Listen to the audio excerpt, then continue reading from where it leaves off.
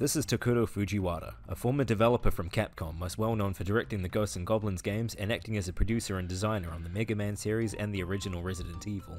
In late 1995, however, he left Capcom and established his own company known as Whoopee Camp. From there, him and his team went on to make 2 games for the original Sony PlayStation that, while not exactly setting the world on fire, went on to become 2 of the most beloved and coveted cult classics on the system. Today, we're going to discuss the first of those 2. Tombi is a game that, while being over 20 years old, has not had a lot of extensive discussion compared to its contemporaries. It isn't something that broke any new ground or changed the industry, but what it is utterly unique and filled to the brim with charm. I've played nothing else like it and I hold it near and dear to my heart. And it's because of that I've decided to talk about it in excruciating detail. You could see this as a review, a walkthrough, a deconstruction, simple reminiscing.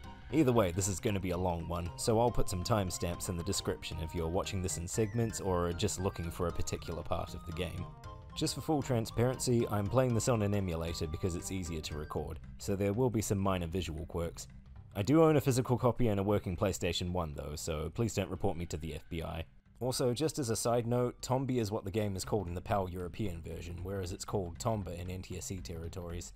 There's been many theories as to why the name was changed, but nothing concrete. Although I'll be referring to it as Tombi in this video, because I'm biased like that.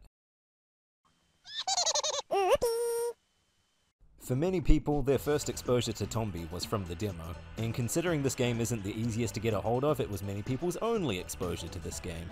But if you have a PS3, a PSP, or a PS Vita, it's actually on the PlayStation Network really cheap and you should totally check it out. My first experience with Tombi was on the Powerline Winter 98 demo disc that I got when I was a kid. 1998 was a stellar year for the PlayStation. I mean, just look at some of the other great titles included on here. Tekken 3, Spyro the Dragon, Cooler World, Medieval, Spice World? Right, this was a thing. The actual game didn't exactly have much game to it, so this was basically just a glorified music video for Spice Up Your Life. I ain't gonna lie, I actually kinda low-key like this song. Major guilty pleasure. Anyway, the Tombi demo on here was great. It follows the start of the game all the way up to the forest where you meet the Dwarf Elder. Depending on how much of the side content you do, that's easily the first hour or so of the game. Yeah, just compare that to the Spyro demo on here, that only has the Artisan's Hub world and maybe 2 extra levels. Or even the Cooler World demo, you can finish this thing in under 2 minutes.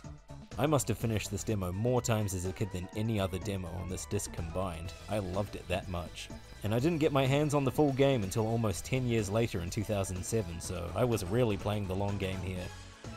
Now we get to Whoopee Camp's logo, which is...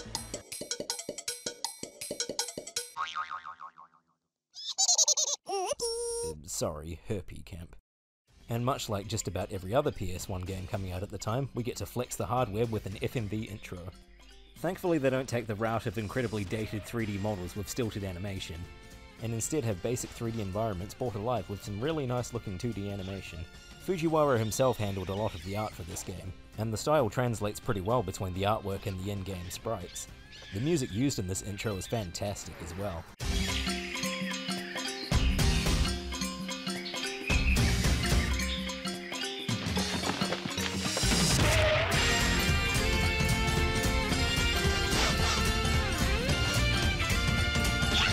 It's upbeat, that jungle drum sound goes really well with Tombi's character, and that guitar is just the icing on the cake. But this is just the instrumental. Get a load of what the Japanese version sounds like.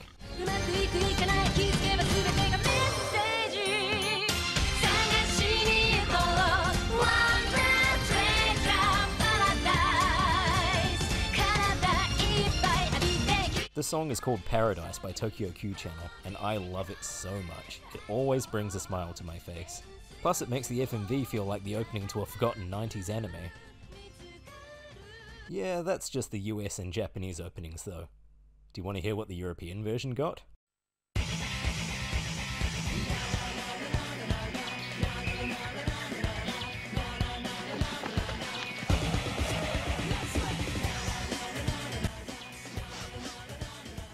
What the hell is this?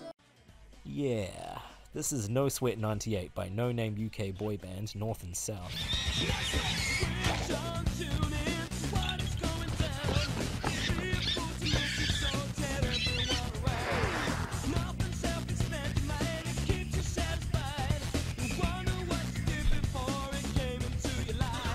don't entirely hate this song, but it sticks out like a sore thumb. What does this have to do with the game? Nothing. Does it tie into what's happening on screen? Not really. I can only assume this song was awkwardly inserted into the PAL version of the game because marketing felt the original intro was a bit edgeless, or maybe it was the band's handlers thinking it would be good for a bit of free advertising. I can't imagine they were that popular, because even if you check their songs on YouTube, pretty much all the comments are from people who only know the song through Tombi. We're not just talking about fans of a game that not that many people played at launch, we're talking specifically about the fans of that game located in the UK, Europe, Australia, and New Zealand. That's a pretty small sample size. Well, while we've got the intro running, for the sake of authenticity, I'll read out the opening plot synopsis from the manual verbatim. There is a continent in the center of the ocean that somehow does not appear on any map. Formed with shipping towns in the north and islands in the south, the people of the continent lived in tranquility for a very long time. However, one day, 7 evil pigs appeared and changed the peaceful world with their powerful magic. The flowers have withered, the birds have disappeared from the sky, they have been replaced with strange plants and animals never seen before. Subordinates of the evil pigs, called the coma pigs, appeared and began to play pranks that frightened the people. Tombi is an energetic boy who grew up in the land of the evil pigs. He is not a hero, nor does he wish to overthrow the pigs. Since he was little, he has been brought up freely in Mother Nature. Since the death of his grandpa, he has continued a very monotonous life, running around Mother Earth and playing while protecting his grandpa's grave. One day, a coma pig snatched a bracelet, a memento of his grandpa, away from Tombi. Pursuing the coma pig, Tombi runs out into the unknown continent. I have to get it back. Tombi sets out on a journey of adventure. Since he was born and raised in Mother Nature, he does not have any experience of the places people live. However, Tombi will acquire experience and abilities through the various adventures and will grow. This is the beginning of a very curious boy's adventure. It very much reads like something that was loosely translated from Japanese in the late 90s. The game doesn't exactly have a deep story behind it. It's basically like Kid Goku and his attachment to the Dragon Ball his late grandpa gave him. It's a MacGuffin for you to look for, and the rest of the game revolves around Tombi's journey to get it back from the evil pigs. It's simple and to the point. Go to start a new game, and you'll get another quick FMV before being thrust into the game proper.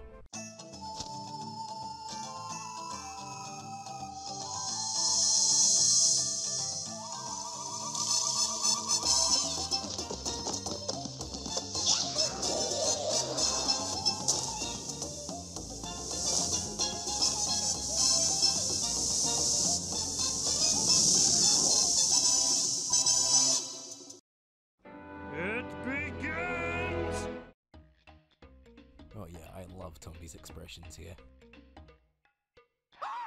There's next to nothing in the way of voice dialogue in this game, and considering the general quality of video game voice acting at the time, it's hardly a loss. There's actually quite a few NPCs throughout the game that remark on Tombi's pink hair. It's likely a localization thing, since protagonists having Technicolor hairdos was never uncommon in Japanese media, but at the same time most of the other characters in this game don't really have any wacky hair colors or hair design, so who's to say? It does really help him stand out as being a wild boy and not really part of civilization like everything else.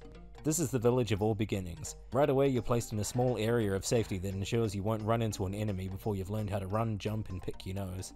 The first thing that will likely catch your eye will be the mailbox in the back with a tiny whirlwind around it.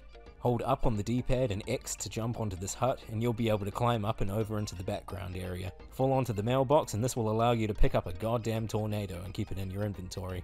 This is the first story crucial item you'll come across, and I love that it's tied into showing you how you can jump between the foreground and background. Also, based on this sign, my only conclusion I can come to is that tornadoes have been stealing this guy's mail. This weird accordion looking thing is called a pump rock. Notice how when you jump on it, water squirts up from the ground and the stalk is now a slightly darker shade. It may seem like a strange detail now, but like many things you'll come across in this game, it will come into play much later. The point is, if you see a pump rock, jump on it. You'll be glad you did. And now we get to the first enemy encounter, a coma pig. These guys are the most standard fodder in the game, so they can only hurt you if you run into them or if they run into you. To get rid of them, you can jump onto them, which the game refers to as biting, and then double tap X to throw them away in a hilarious cartoon fashion. One detail I absolutely adore is that the art on the US game disc is of a coma pig being thrown, so you can imagine popping open a PS1 lid and seeing this pig spinning like it does in the game. The disc we got for the European version was this. I mean, come on, you can't make a funny spinning joke out of this. It doesn't even have the logo on it. Another nice bit of gameplay teaching done without dialogue is this stack of rock plates. Throwing the pigs into it doesn't knock it over, and unlike the pump rock, it's too tall to jump over. And so you learn that jumping up to a ledge like this allows Tombi to grab onto it and hoist himself up by pressing the X button again. This funny looking tree here serves as the swinging tutorial. This one does come with invasive on-screen prompts, though I can forgive it since the way swinging works isn't immediately obvious just from trying it out. This tree here serves no real purpose though, but there is a branch hidden in this tree that allows you to swing upward to the top. At the top of the tree is that monkey you may have seen run away earlier. You can talk to NPCs by pressing the square button when you're right next to them. Alternatively, if you didn't figure that out on your own, you can do what I did as a kid and indeed still do to this day. Jump on him and bite his head.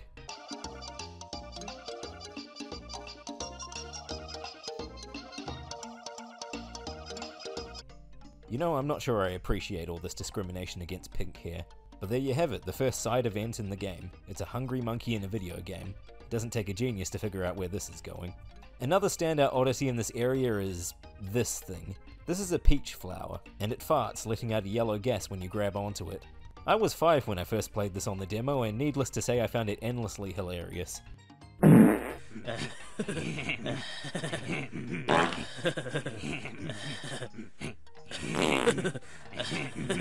The best part about this though is that by complete accident in one of my many playthroughs of the demo, I discovered that if you let out the gas at just the right time when the nearby coma pig is underneath it, it'll be shrunk down. And if you manage to catch the little guy, you can pick it up and you'll trigger a hidden event that doesn't come into play until much later in the game. This discovery blew my mind as a kid that something so weirdly obtuse existed in this game, and I found it all by myself. The golden rule you'll be using a lot in Tombi is pick it up now, you'll need it later. There are a lot of event-related items you'll find, even in the first few hours of the game, that don't come back again until much later. In 1998, the only games I had access to were the first 3 Crash Bandicoot games, Spyro the Dragon, and Destruction Derby 2. I had no exposure to any actual RPG elements in games until I played Pokemon Crystal for the first time a few years later. Because of that, one thing I always loved about this game is that every item you come across, no matter how odd or seemingly useless, has a purpose at some point. Just that air of mystery that comes from finding some innocuous items like a dirty mirror or a piece of cheese, and knowing that somewhere you're going to need these. But for what exactly? Who knows? It was a refreshing change from the largely superfluous collectibles like gems and Wampa fruit, to say the least. The farmer shows up to stop you in your tracks again to warn you about the fog up ahead, and he's still keeping up the pink hair hate. Well, we won't be seeing him again for a while. There's a big pile of purple things clogging up this side of this house. Go to town on them with your blackjack and you can walk through this entrance. Now this little area confused the hell out of me when I was a kid. What's that thing on the ground? And what's past here?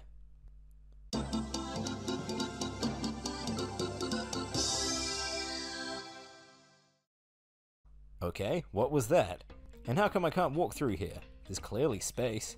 What I eventually discovered later was that this triggers an event titled Motocross Course, but for whatever reason you don't actually get the event prompt appear on screen. Hell, it's already completed in the journal after this FMV, and you don't even get an AP bonus for it. My theory is that there's a programming error that the event pops up while the FMV is playing. There's not really any point to coming here this early in the game, I just thought I'd bring it up. After that detour, you've probably noticed that egg up on the top of the house. The red bird hanging around it is called a coca bird. These things steal chicks and eggs from other nests, so you can toss it away guilt-free. Jump on top of the egg and double tap the X button to throw it on the ground, smashing it open and freeing the chick inside. These chicks are part of the main story event, so be sure to crack open every coca egg you see. Jumping up to the fog, you learn that it's so thick that you apparently can't move forward. This is just the game saying, "Oi, eh? Use your tornado, you thick Burk." Press triangle to access your inventory, select the Furious Tornado, and let her rip.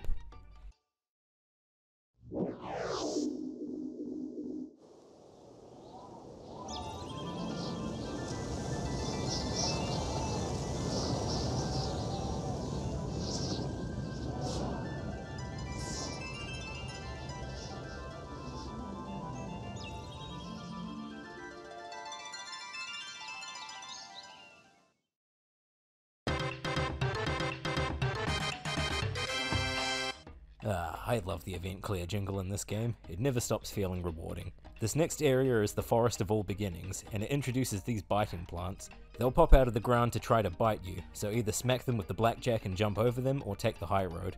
There's a second peach flower in this area so that the first one doesn't seem so oddly out of place. I assume that's the only reason because I've tried using this gas on the nearby coca bird or biting flower and nothing happens. What does happen, however, is another secret I discovered by complete accident on one of my mini demo playthroughs. See this berry here? Don't eat it. Instead, hit it with your blackjack and it'll fall into the mouth of the biting plant, causing it to bloom into a flower that you can actually pick up.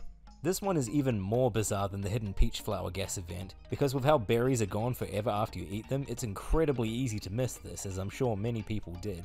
The thing is, much later in the game you find a biting plant flower in a treasure chest, and the event tied to it only requires one of them. I can only assume that playtesters brought this up because having one of the late game side events be rendered completely unbeatable due to this easily missable item in the first few minutes of the game would be pretty bad game design. But here it is. It's not necessary for 100% completion, but like the baby pig, it's such a well-hidden secret that to this day I'm wondering if there are more secrets like this I still haven't found yet. Oh yeah, and these purple mushroom things here, smack them with your blackjack and you'll have a frog pop out of them. Jump on top of it and you'll be able to pick it up. Take me home, take me home. Oh, and here's another mystery that stuck with me as a kid, a very obvious door at the bottom of this slope. Where does it go? How do you open it? I don't know, you'll find out in like 9 years. Coming up to the house here, you'll no doubt notice a pair of eyes in the dark. Just go up to the figure and press square to talk.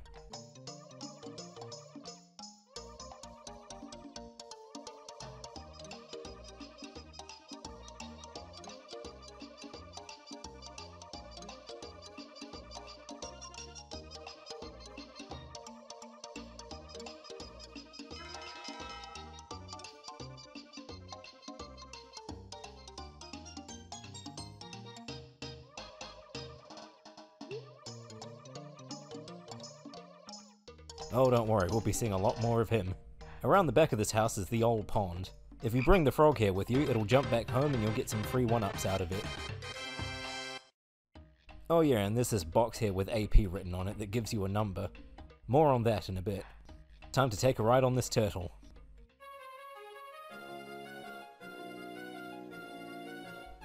Hello there.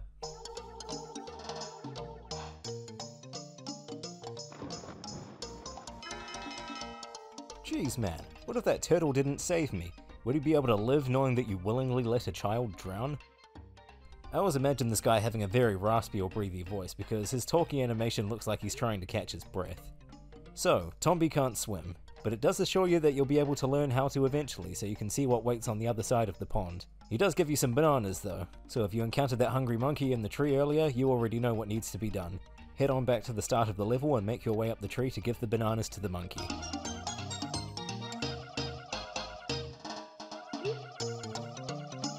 So, this is Charles. You'll be seeing him a few more times throughout your adventure, and in exchange for an item he requires, he'll give you a useful item or skill in return. What he teaches you here is the animal dash, an absolute necessity for getting around at a brisker pace and navigating a lot of areas soon to come. Just hold down the square button while moving and you're away.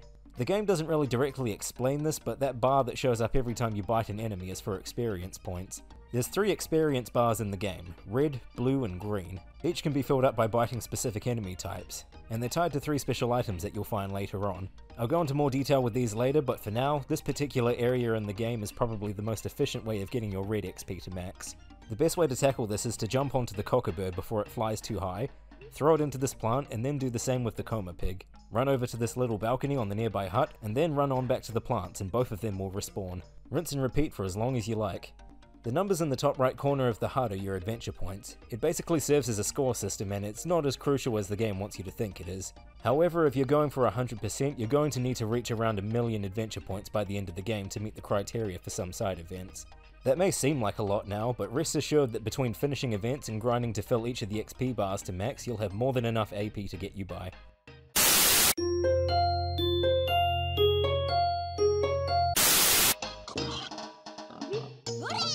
There, that's the red XP all sorted.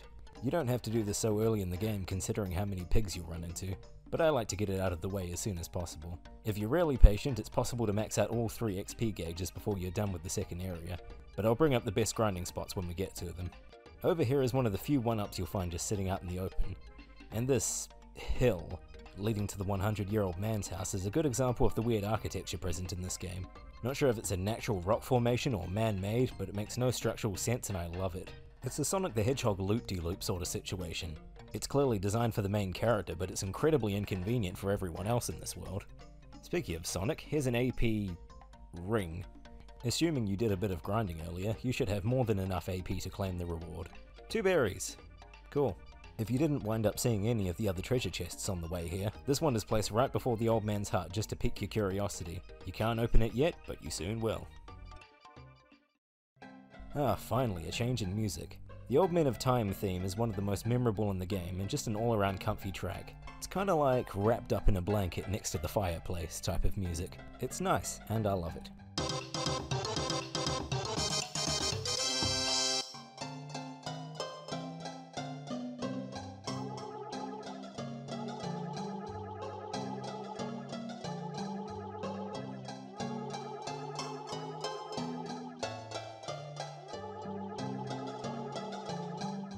Yeah, you already know the deal with the coca birds at this point. One time out of curiosity I came here without all the chicks just to see what happens. You jump out of his window and fall all the way back down to the middle of the stage.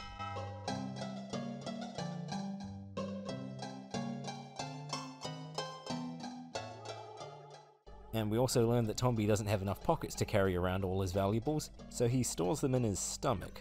I always keep an emergency piggy bank in my forward stomach for emergencies. I do that too. Move along. I love how his first reaction after that was, "What else do you keep in there?" before backing off. Said so casually, it always cracks me up.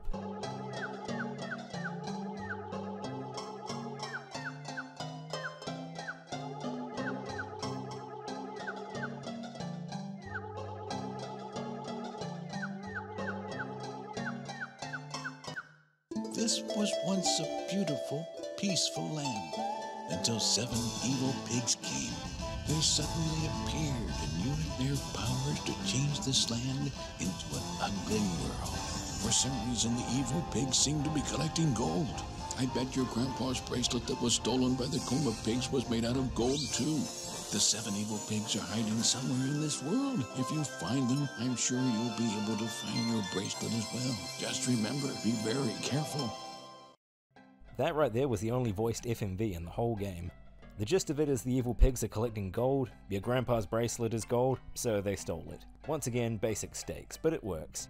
The 100-year-old man gives you the 100-year-old key to go track down his 100-year-old bell. I'm assuming he was just gifted these items at birth, 3 wise men style.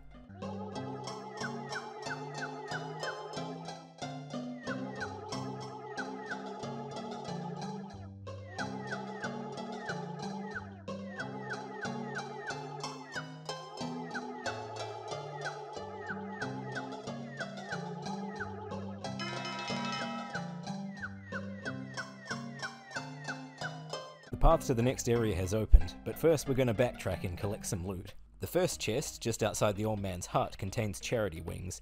These allow you to fast travel to any area you've previously visited, but they are single use, so don't go using them willy-nilly. Personally speaking, even as a kid I never ran out of charity wings, so you do find enough throughout the game for it to not be an issue. On our way back down the hill we run into this munchkin, the very same pair of eyes who was hiding out near Old Pond. Yan of the Hidden Village. Now here's something that always bugged me. Yan's in-game sprite shows him with bright banana skin looking hair, white tunic, and a mischievously playful looking demeanor. So, what does his concept art look like? What the hell is that? Yan's sprite is actually kind of adorable, but that's the kind of thing you'd see jump out of the bush before you promptly smack it with a stick. But yeah, hide and seek. Yan will appear in a few more pretty well hidden preset spots later in the game. Just a little something else to encourage exploration. Don't jump into those leaves, by the way, they hurt. Anyway, next treasure chest is at the end of this row of swinging branches. It can be tough since you haven't had much time to get used to them, but the reward waiting for you at the end is definitely worth it. Your first Vitality Max. It permanently gives you another hit point. And don't worry, there's plenty more where that came from. Last chest is back near the start at the top of the second tree. This one contains the 100-year-old bell. As another bit of helpful design, the most faraway chest rewards you with an item that allows you to travel back to the 100-year-old man's hut at will. You know, just to save you a little bit of backtracking. If you ever find yourself dangerously low on health, just use this to return to the old man's hut and he'll heal your wounds if you talk to him. Now that all the treasure's been collected, it's time to move on to the next area.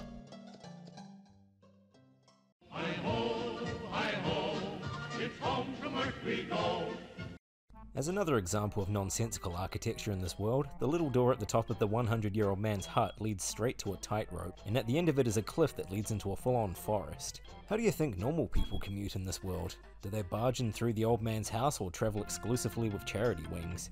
Right at the entrance to the forest you'll meet a dwarf, but you're not going to get much out of him because apparently he speaks the same language as Baloo from Klonoa. Basically, we're gonna have to learn a new language before we can get anywhere in this place. So we're gonna become fluent the only way Tombi knows how, jumping on innocent people's heads and biting them, presumably just directly absorbing the knowledge through his skull. It's so hilariously crude. And you have to do this to the poor guy multiple times before you finally learn the language. Before long, you'll no doubt notice some of these little critters flying out of the leaves as you slide along. These are leaf butterflies, a concept I always loved, even more so when I learned they were based on a real butterfly. Jump on top of them and you'll be able to collect them. Take my advice though, get all these leaf butterflies now. After you visit the dwarf village and come back here, this section is overrun by evil pigs for the rest of the game. It's a lot less of a headache to get them now than doing it while the pigs are out here playing slip and slide in the leaves. There's a total of 30 leaf butterflies in this whole game, 25 in this forest and 5 in an area later in the game, and technically 1 more if you count the one that the collector has. As per usual, pick it up now, you'll need it later. Come my lady, come my lady, you're my butterfly, sugar, baby. Okay, all done. Can I just say I adore the aesthetics of this forest? It's cursed by the evil pigs to make all the trees die and sprout these big gumball looking spores, but I honestly think it looks nicer than the original state. Like, do I really have to save the dwarves from their marshmallow overlords? This all seems kinda nice. If only for its unique aesthetic, this area has always stuck with me. I do recall one time in particular as a kid when I was on a trip with my parents. We stopped somewhere to take a break. It was pretty much the peak of autumn and the park in this town was full of these massive oak trees, the ground absolutely littered with leaves. And this was all I saw in my head. I just wandered around humming the music to myself.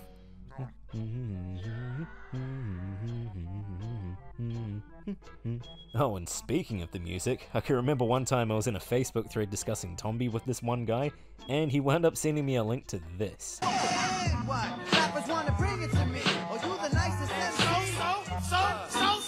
This song right here is called Pyromaniacs by the hip-hop group Arsonists. And yeah, of all things, it samples music from this game. Come on! Sweating in hot weather. Look, the spot better than you ever will in your life. Wanna killing a tribe? Go ahead, I'm just gonna chill with your wife. Man, this song is really bad. I mean, it's just so surreal to me. How does something like this exist? It'd be like if DMX released a track sampling music from Ratchet and Clank. These spiky plants here can be a little tricky to navigate, but returning here later they'll be covered in spores, so it'll be a little less treacherous. Take another bite of this guy's delicious cranium and follow him back home to the dwarf village. Almost immediately when you enter the village, these 2 schmucks block the exit, and you're not going to convince them to move because you still can't quite speak the language yet. This village is the first of a small handful of areas in the game where you move around freely in a top-down view, almost like a real RPG. There's always something I found charming about pre-rendered backgrounds from the PS1 era, like your Final Fantasies, your Resident Evils, or your Oddworld Abe's Odysseys. I don't know, I just always liked how it looked. Also, the steam and smoke in the air combined with the music always gave me the impression that something really good was cooking, and the dwarves running around were sniffing it.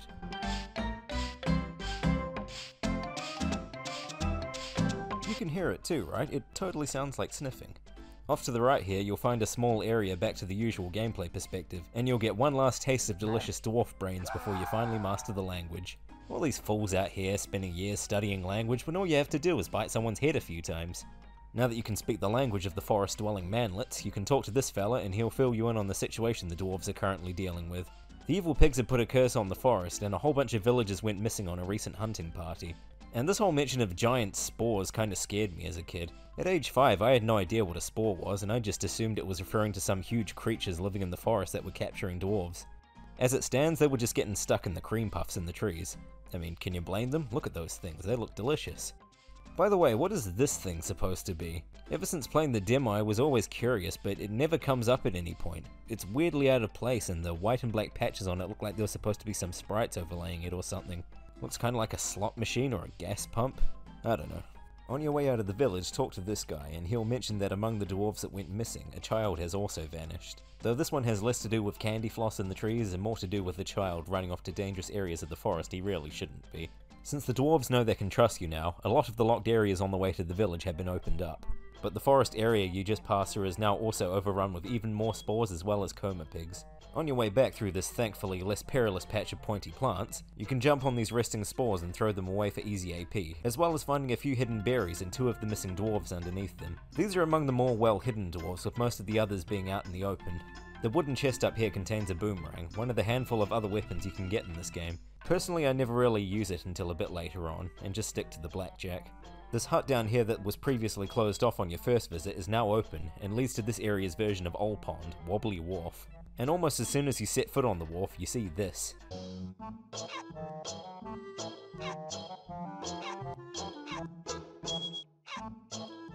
Now, as tempting as it must be to chase after a puppy, there's business to be done here first. The spiked barrel here is tied to one of the few actually missable events in this game. If you smack it with your blackjack 3 times, you'll knock the spikes off of it, which allows you to push it. If you hit the barrel too many times or hit it with a charged attack, it'll break open and give you a few berries and gems. You probably shouldn't do that though, because when it breaks, it never comes back. Push the barrel all the way to the end of the wharf and you'll trigger an event. Where does the barrel roll? Not to spoil anything, but the answer to this is incredibly disappointing. Jump onto this post at the end and pick up this bucket. You'll be needing it soon enough. Sitting just above that post is another mystery item suspended in the air, a crystal ball. Pick it up now, you'll need it later. It actually just occurred to me that this technically isn't a wharf, it's a bridge. As it turns out, this place is actually called Shaking Bridge in the original Japanese version, so I guess the localizers just wanted to make an alliterative name.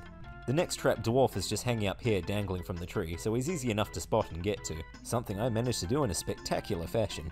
These weird floating creatures are called butamushi, a name which pretty much translates to pig insect in Japanese, though I have seen people unofficially refer to them as caterpiggers a few times before. Wobbly Wharf is the only location in the entire game you'll see these things, and they're one of the few enemies that give you blue XP. They have thorns on their back that will prevent you from biting them normally, so whack them once with your weapon and then you'll be able to grab them. I wouldn't recommend grinding these guys specifically for blue XP since they spawn infrequently enough that it can take a while, but I've got nothing better to do, so I'm just gonna do it now.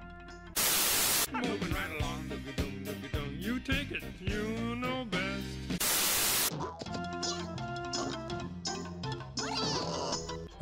Glad that's finally over. Anyway, we still have dwarves to find.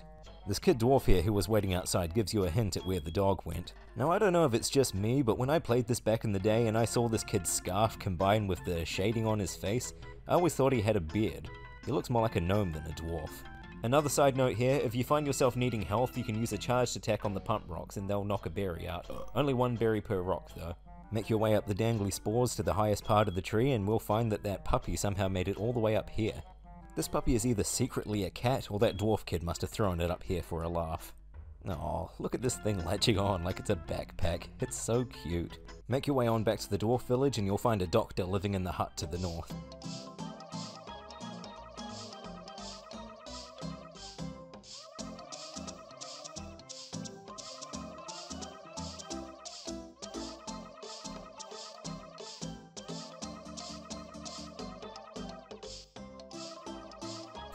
If this were any other JRPG at the time, we'd be able to name the dog ourselves, but Baron will have to do. Now that Baron is safely in the care of the doctor, she'll give you a handful of events to find items at later points in the game that can help his recovery.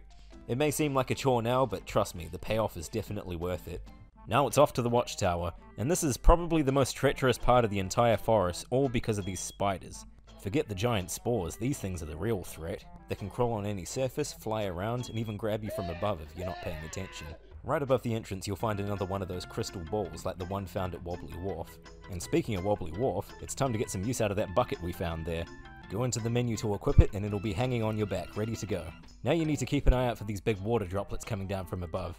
And you're going to need to find 3 of them because apparently these big water droplets bigger than Tombi's head aren't enough to fill a bucket. Drop down to the lower area here and you'll find a pump rock along with another wooden chest containing a pair of pants. Pants are equip items that will increase your base speed when you're both walking normally and using the animal dash. Doesn't really make sense to me, but I don't know, maybe they're more comfy. By the time you have the best pair of pants in the game, you'll wonder how you ever got around walking at this speed. Also, there's just straight up a bunch of these spider things sticking out of the ground over here. Are they dead? Sleeping? Did they grow out of the ground before becoming sentient? I don't know, we don't really get a lot of info on these things. They don't even have an official name. These things also give you green XP, but don't worry, I'm not going to be grinding for that yet. There's a way better spot later on. Next dwarf is hanging around just up the top here. These pink seesaw plants can be a bit of a hassle if you play around too recklessly like I do here. I always imagine these things having a texture similar to watermelon rinds, like cold and slightly damp and a little slippery. The next trapped dwarf is right on the other side, and right next to it is the next water droplet. Down in this little area here is another mystery that eluded me as a kid, though not quite as well hidden as the baby pig or the biting plant flower. I mean, yeah, I'm sure that's what most people ask when they first come across this thing. It just looks like a metal plate crudely used to block up a hole, but nothing you have can actually break it, so you just have to find out what it is later. Collect the third and final droplet over here and you'll finally have a full bucket. Thankfully, this is the only time in the whole game you'll ever need a bucket of water, so you won't have to go through all this again. Make your way up here to this L-shaped seesaw and hit it from below so you can climb onto it. Now, I played the demo a lot when I was a kid, but obviously I didn't finish everything on my first couple of playthroughs. One of the things I didn't find initially was that if you knock the seesaw back the way it came, there's this little area over here with the missing dwarf child right at the end.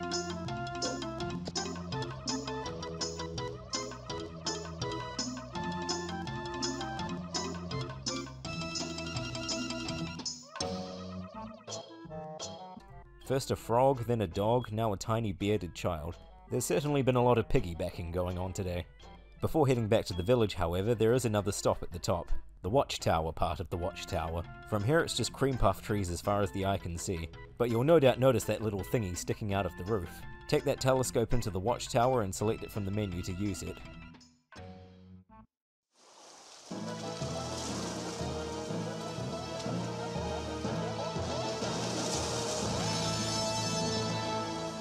Not gonna lie, that music combined with the ominous imagery of a mysterious pig-head island out in the distance always scared me as a kid.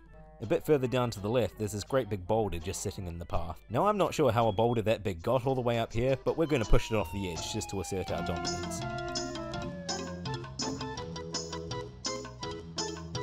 Ha! Take that, you stupid spider. And hey, there was a bit of treasure sitting inside that spore. Finders keepers. Head on back to the dwarf village to return our little piggybacker to Daddy Dearest. And boy does he have a reward for us. Cheese. Cheese? Okay, this makes sense later in the game, but this early you'd probably assume it's a consumable item. It isn't. It's just the next in a long list of items that won't be useful until later. There's 2 more dwarves left to find in the forest, and they're in the first area we came through, except now there's hanging spores and pigs everywhere. To free both the dwarves here, you have to jump onto certain spores and jump off to fling them up into the trees. Just something else I also found endlessly hilarious as a kid. While it does seem a little sneaky on paper, climbing around over the spores is a lot more safe than jumping over the pigs, so most people were bound to discover this by themselves anyway. These 2 pigs have gone and lit a little campfire in the middle of a forest covered in dead leaves. However, you have a bucket full of water, so only you can prevent forest fires. The item you get from the fire says it's a baked yam, but I don't know, it doesn't look much like a yam. Keep working your way back and the next bouncy spore will hide the last missing dwarf. Soon they'll be all packed up and ready to go harass Bilbo Baggins. If you jump on one last spore, you'll get a wooden chest containing 2 charity wings. Not an absolute necessity, but having more of them doesn't hurt. Now that your mission is finally done, you can head on back to the dwarf village.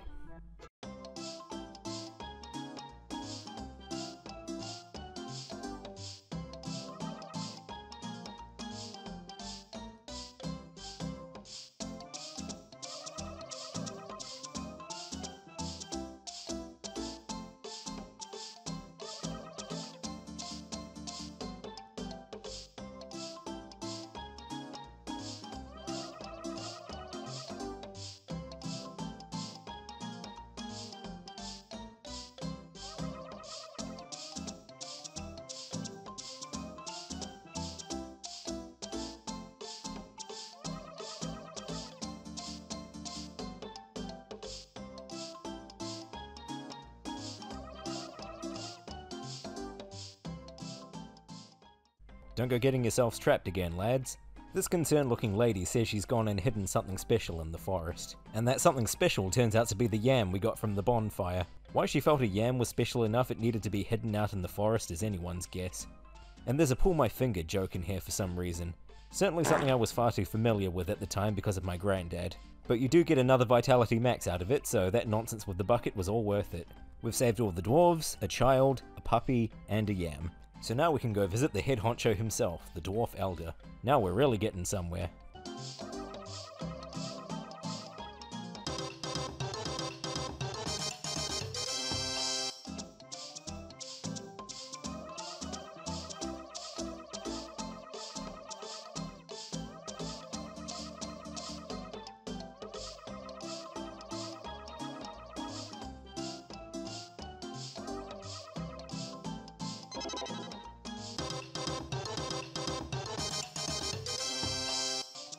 And now that you've earned the blue evil pig bag, this is where the original demo ended. That's right, every single thing I've covered so far, side events and all, was available on that demo disc. Nothing was cut out or artificially blocked off. See why I love this demo so much? I can practically play up to this point in the game in my sleep. What's even better is that now you've earned the trust of the dwarves, the forest completely opens up to you with more areas to explore, more events in the places you've been, and the whole rest of the game to look forward to. Finally being able to reach this point when I got the full game was an amazing feeling, like being able to scratch an itch that's been bothering me for 9 years. And just to add to the notion of finding items that aren't useful until much later, the blue evil pig who put a curse on this forest is one of the last bosses you'll likely encounter in the game. There's still 6 more pig bags left to find, and we're allowed to go beyond the blocked off areas in the forest now. The next course of action in the main story may be to head for Phoenix Mountain, but there's another set of events in this village to finish up first. Once you're done talking to the Elder, you can jump over his hut to this relatively well hidden hole in the ground.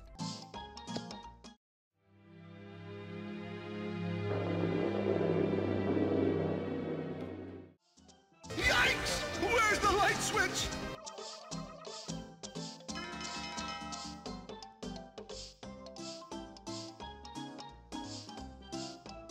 The solution to the next few events are thankfully largely contained within the dwarf village, so you won't have to go far looking for a light source. Just go into the town square and talk to the dwarf tending the fire. He'll give you his torch under the safe assumption you're not going to use it to set pigs on fire. Head on back to the prison, and then use the torch from your inventory so that you can... Oh man, we just helped a felon escape prison. The dwarves ain't gonna like this. This lady who wasn't here before tells us that the dwarf elder has gone missing, and 2 dwarfs are having a scrap at the exit. Alright fellas, break it up. Well, so much for that. Somehow during the time between the thief escaping and you coming out to check on the commotion, this broken vase wound up in the underground prison. Take it back to the dwarves in the entrance and... this happens.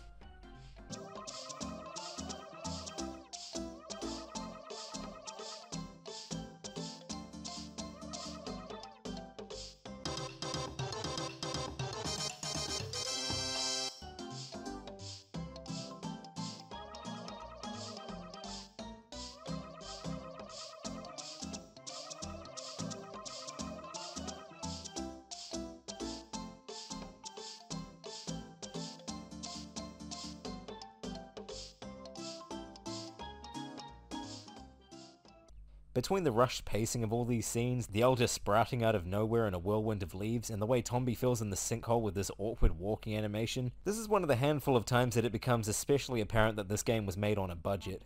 I don't exactly mean that as a knock against it. All things considered, the game still looks and plays great despite a few rough edges. These dwarves outside the village are discussing the escaped thief. One of them claims that someone saw him out in the forest. All this is pretty misleading though, because you want to know where he is? Back in the underground prison, because his escape tunnel was ruined by the Elder falling into it and you filling it in. Poor guy just can't catch a break. He offhandedly mentions something about mansion treasure, which we'll get to soon enough. But believe it or not, we're still not done with this guy yet. Leave the prison and then jump right back in. You know, seeing him side by side with Tombi is just making me wonder, how did the dwarves bring this guy in? He's like twice their size and he's a fast runner. And all the guards I've seen in the village are just wielding sticks. I kinda want to know his story. Did he steal from the dwarf elder's treasury or something? What exactly did he do to the dwarves to deserve getting locked up? All these questions and more will not be answered because we won't be seeing this guy again after the event is over. Follow him out of the village to the entrance to the watchtower. Even though you're the one who foiled his escape, he doesn't seem to hold any ill will towards Tombi and challenges him to a race. Alrighty then. Now this guy might seem fast and even has the ability to run up walls, but don't worry because this race is easy. If you remember how to get to the top of the watchtower, you could probably beat him even without the animal dash. There's plenty of room for error. I've not lost this race in any of my playthroughs, no matter how many times I messed up my jumps or knocked the seesaws the wrong way. Just make your way to the lookout tower and old Speedy will be right behind you.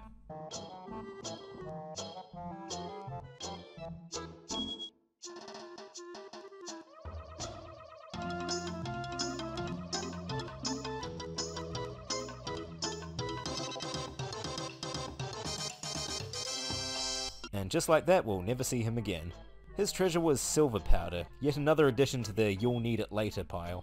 Much later, in fact. That's the last of the events in this area for now, but before we start making a beeline for Phoenix Mountain, we're gonna drop by Charity Square. First point of interest is up here in the trees. Here at last you'll meet the dwarf who's collecting leaf butterflies, and he's clearly not great at it because he only has one. Either that or it's because I already captured every other butterfly in the forest. Who's to say? And who's this at the back here? Old banana skin head himself, Yan of the Hidden Village. That's another one of his hiding spots down, only 3 more to go. Before you run off, show off your superior butterfly catching skills to the guy by licking your 25 into his cage. Yeah, a couple. Don't act like you're not impressed. At the center of Charity Square are some statues, along with 2 charity wings. Wait a minute, did they call this place Charity Square just because 2 charity wings were at the center of it all? That'd be like calling Old Pond the Banana Oasis. Apparently the Japanese name for this place was Blessed Plaza, and, well, I don't know, it was the 90s. Using anything with even slightly religious connotations seemed to be out of the question at the time, especially in kids media. Alright, one last stop. Up on these steps here is another doorway, but this guy won't let us pass because apparently saving a bunch of his mates wasn't good enough for him.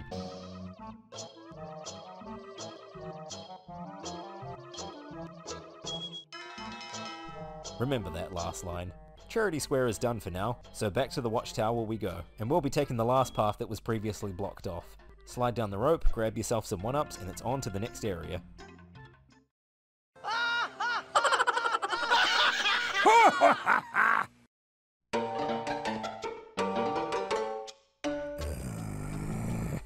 Just hearing this music track still fills me with dread.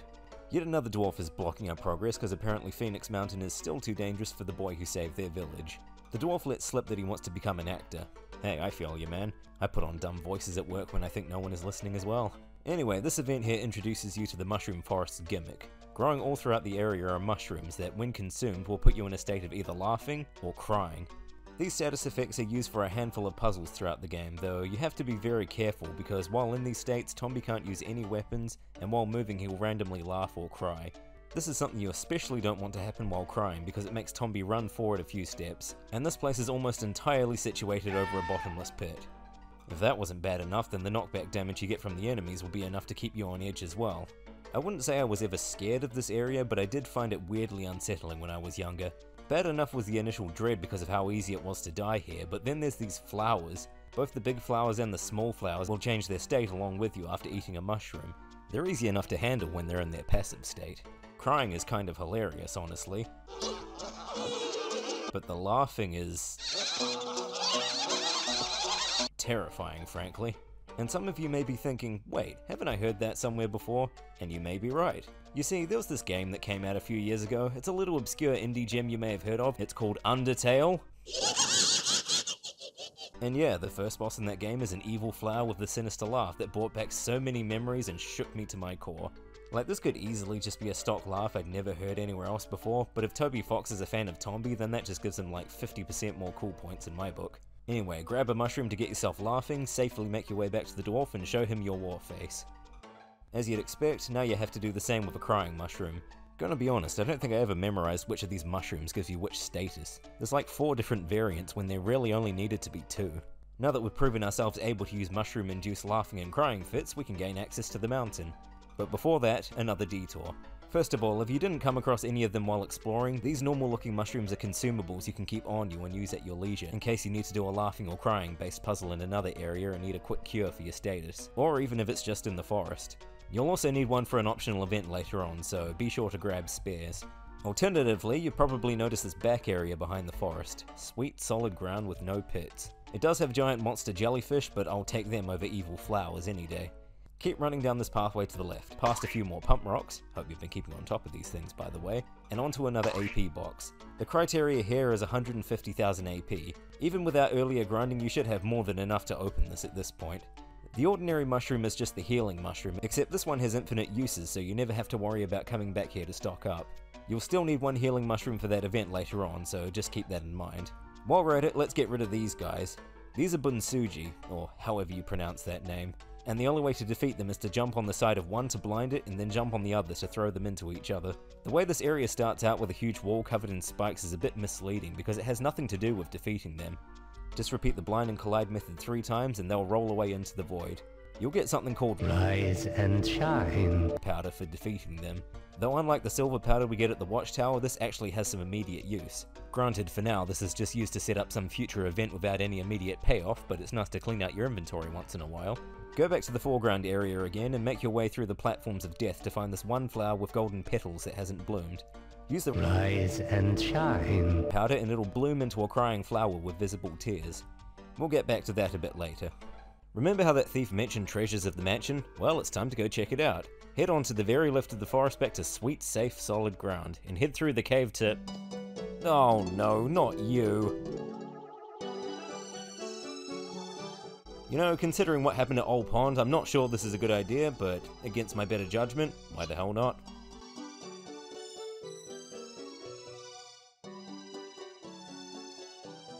Well, this is kinda nice, actually.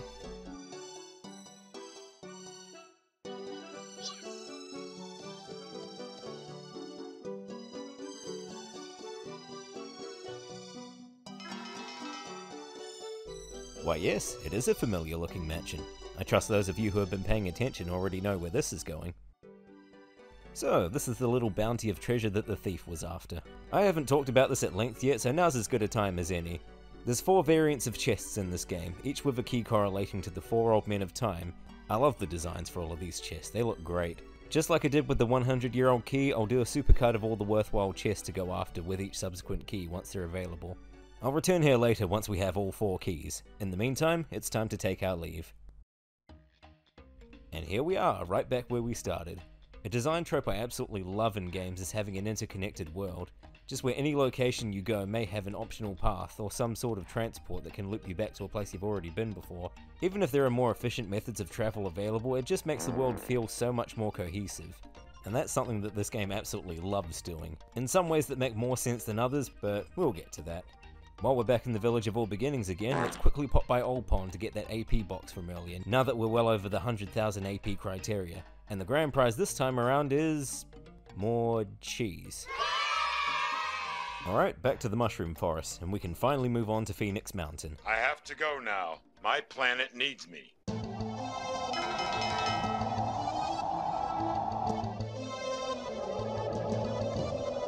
Feel what? An event triggering? Because I get that a lot. I should probably see a doctor about it. I love the music in Phoenix Mountain. Even before you've stumbled into the wind, it thoroughly gives you a vibe that this is a cold and unforgiving place by putting on a much bigger sense of dread than any other location so far. Just to hammer it home, you run into these guys trying to make their desperate escape. And these guys are so tiny, they make the dwarves look like basketball players.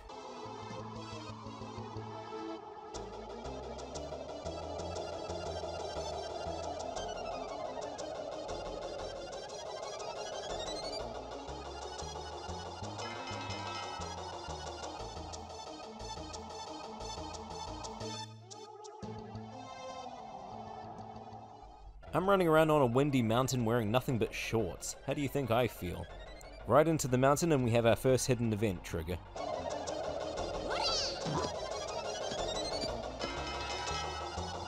I don't know, nor want to know, if coma pigs abide by the birds and the bees. I'm just gonna go with evil magic on this one. Ignoring the Mushroom Forest, Phoenix Mountain is definitely the first big difficulty spike in the game. Largely because while you're traversing the hazards on your way to the summit, you're fighting against the wind the entire way. On top of that, you have these little green things hidden in the ground that will knock you away, pigs squatting around the place hanging on for dear life, bottomless pits, and those weird cream-coloured plants that will spit or swallow you somewhere if you fall into their mouths. It can be a lot to take in on a first playthrough. But hark, what is this up ahead? A familiar monkey stuck on a cliffside? Don't worry, I'll save you!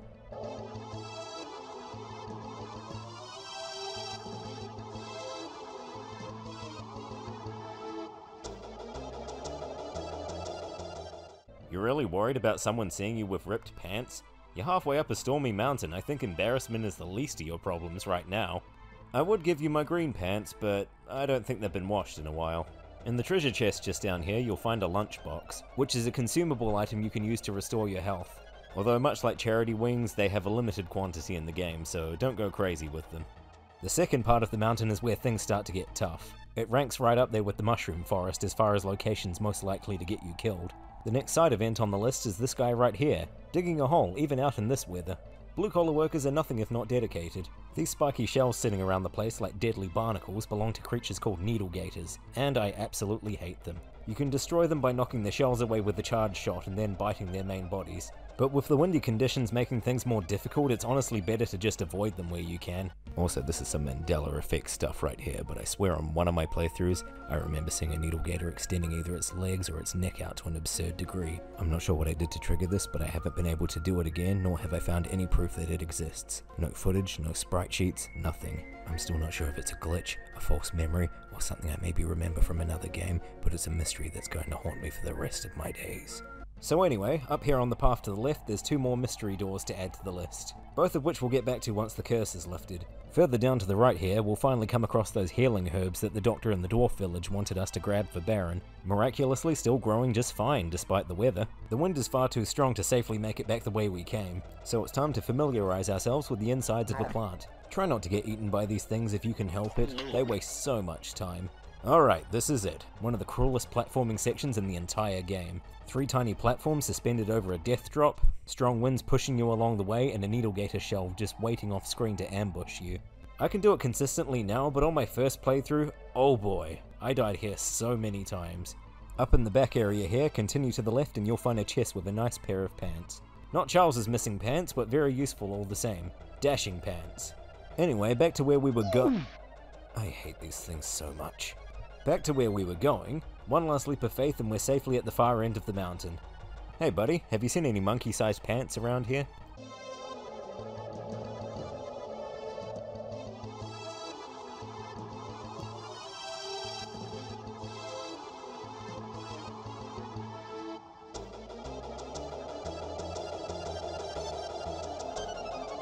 If you thought the 100-year-old man and his 100-year-old key were pushing it, the rest of the old men of time are going to really make you question how mortality works in this world. Oh, nice and warm. Well, okay, maybe it's a bit too warm. The lava caves is another one of my favourite tracks in the game, just for how well it captures the atmosphere. Although we can't do much in here because the evil pig curse has made it impossible to go beyond the entrance. This guy has a little something for us though, tailor-made monkey pants. Now we just need to get back down the mountain. Since going back against the wind is basically suicide, there is another option just below through this doorway. Get a load of that. That pipe leads all the way back down from one of the highest points in the mountain. I'm sure most mountain climbers would appreciate a way back down that convenient. Unfortunately, we're going to have to make our way up the mountain again, but at least this time you know what to expect. And now we can give Charles his pants back.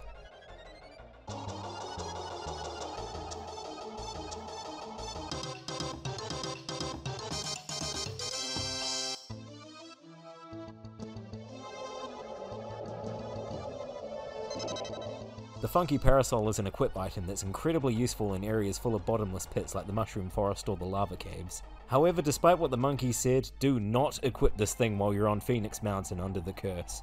The second you jump, the wind will catch you and you'll have little control over where you end up. It's much safer just to hoof it on foot for now. You'll get a chance to use it later. It always struck me as a weird design choice to give this to you in the area where it's most likely to get you hurt. The dialogue makes sense if you complete the event after the curse on the mountain has been lifted, but I think very few players will go about it like that. You'd have to go out of your way to not bring Charles his pants back. Now that you're back to the top of the mountain, there's only one more thing left to do. Talk to this guy up here next to the Phoenix.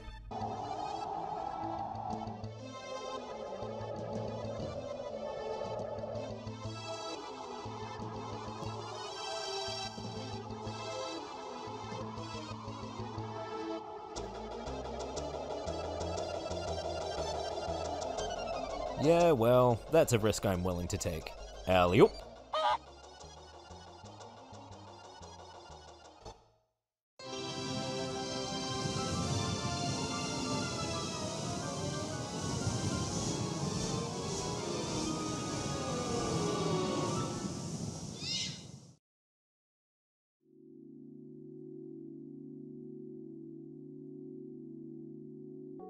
As just another bit of personal nostalgia, imagine this if you will. During my first full playthrough in 2007, it was a cold winter's night and I was wrapped up in a blanket in the dark playing through this part of the game.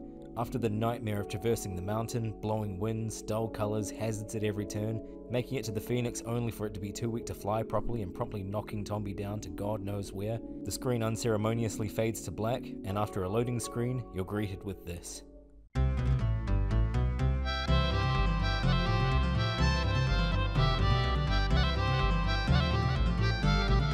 The juxtaposition from cold and dreary Phoenix Mountain to serene and comfy Baccus Village, with its warm colours and jaunty music, gave me a feeling of relief and comfort I'll never forget. It's a similar feeling I had when I first played Kingdom Hearts 1 that same year, going from Sora's island home being destroyed and waking up in Traverse Town, and being greeted with the musical equivalent of a warm hug.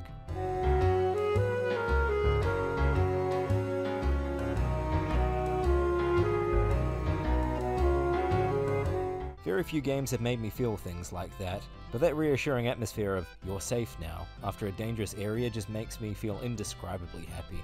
Also, the music in this area ties into an in-joke I had with a few friends of mine that has way more layers to it than it has any right to, involving a RuneScape random event, people getting hit in the balls, and a misinterpreted sprite. I won't bore you with the details, but I'm just gonna lift a bit from Shay May's huge Pokemon Omega Ruby video. If you've made it this far, comment Rick Turpentine says hi from Kiwi Village, because all of this will feel worthwhile if I know at least someone willingly sat through an hour of me rambling about an old game no one played. But I digress. Baccus Village is under a curse that has turned all of its citizens into mice, hence why they're all so tiny.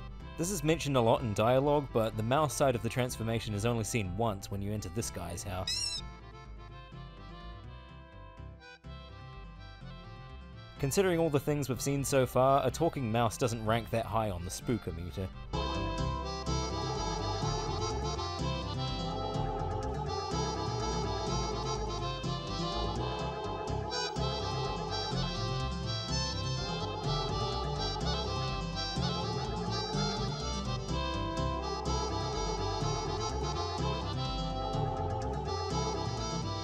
And here it is. All that cheese we've been finding in strange places, it's all been for this guy. He's, collecting it. I'm just crackers about cheese. Far be it from me to judge a guy for wanting lots of cheese, but he said he'll give us something nice if we bring him 10. We only have about 5 so far, so we'll come back later. Since these guys also seem too afraid to let you wander anywhere, the first course of action is to do a couple of odd jobs. In the center of town, you'll find a bulletin board next to the town hall. The first job mentions a baby mouse that has gone missing, though it stresses that this is an actual baby mouse we're looking for and not just one of the transformed locals. Does that mean someone's been raising a mouse as a pet while also being a mouse themselves? That must be strange. Stranger yet is that you head down to the pub to find these guys having a few drinks, and the one in the middle is the baby mouse, who apparently managed to dress like the other patrons and even ordered itself a glass of milk. That just raises further questions. This mouse is going on covert adventures that would make Hamtaro blush. Go back to the town hall and tell the mayor, sheriff, about the runaway delinquent. Now that animal control has been sorted out, we get a job specifically asking for an adventurer. The pump at the lake is broken down and the town doesn't have enough booze to go around. The game goes out of its way several times to say that wine is a drink for adults, and that neither Tombi nor any impressionable kids playing this should be drinking it. Honestly, I prefer this to a lot of other child-friendly media at the time that just skirted around it by either airbrushing it out or saying it's something like fruit juice or strawberry milk. Talk to the mouse on the far left side of town and he'll guide us to Baccus Lake. Time for another piggyback ride. Also, look at this. Red hat and blue shirt. Brown hat and green shirt. Between Baccus Village and Baccus Lake is the Haunted Mansion. Despite its name, this place isn't actually haunted. Sure, it has a sort of spooky aesthetic, black coca birds and a bit of thunder and lightning, but there's nothing supernatural going on here. Surely enough, it's called the Thief Mansion in the Japanese version, which is much more accurate and leads me to believe the localization team came up with the name before actually lifting the curse here. I'm also not sure about the decision to have all these eggs all over the place while you still need to head to Baccus Lake. It encourages you to start sorting out whatever business is going on here, but the mouse on your back will stop you in your tracks if you try going off the beaten path. I get that they need something to establish that the road to Baccus Lake is too dangerous for the villagers to take, but from a game flow perspective they should have done what they did with the 100 Flower Forest. Have the path be relatively clear the first time through, maybe throw in a few coca crows to keep the danger there, and then have one of the villagers alert you about something going on at the mansion after you get back from fixing the lake pump. Only then will the egg show up and you can direct your full attention to this area. And now he's back to a red hat again. Baccus Lake is a small hub-like area, with this current event being the only time you'll ever need to visit it. Nice visuals and a soothing music track and... I know it looks dated by today's standards, but I'm a sucker for pre-rendered vistas.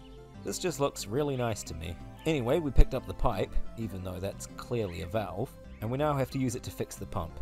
Now this is where the pre-rendered art kinda lets the game down. You've found a valve and you need to turn the pump on, so you'll probably be drawn over to this machinery here because the hole at the top is clearly where the valve goes, right? Wrong. What you have to do is go over to this piece of machinery that already has a valve, examine it to fit it into place, and then examine the shaft here twice to turn it on.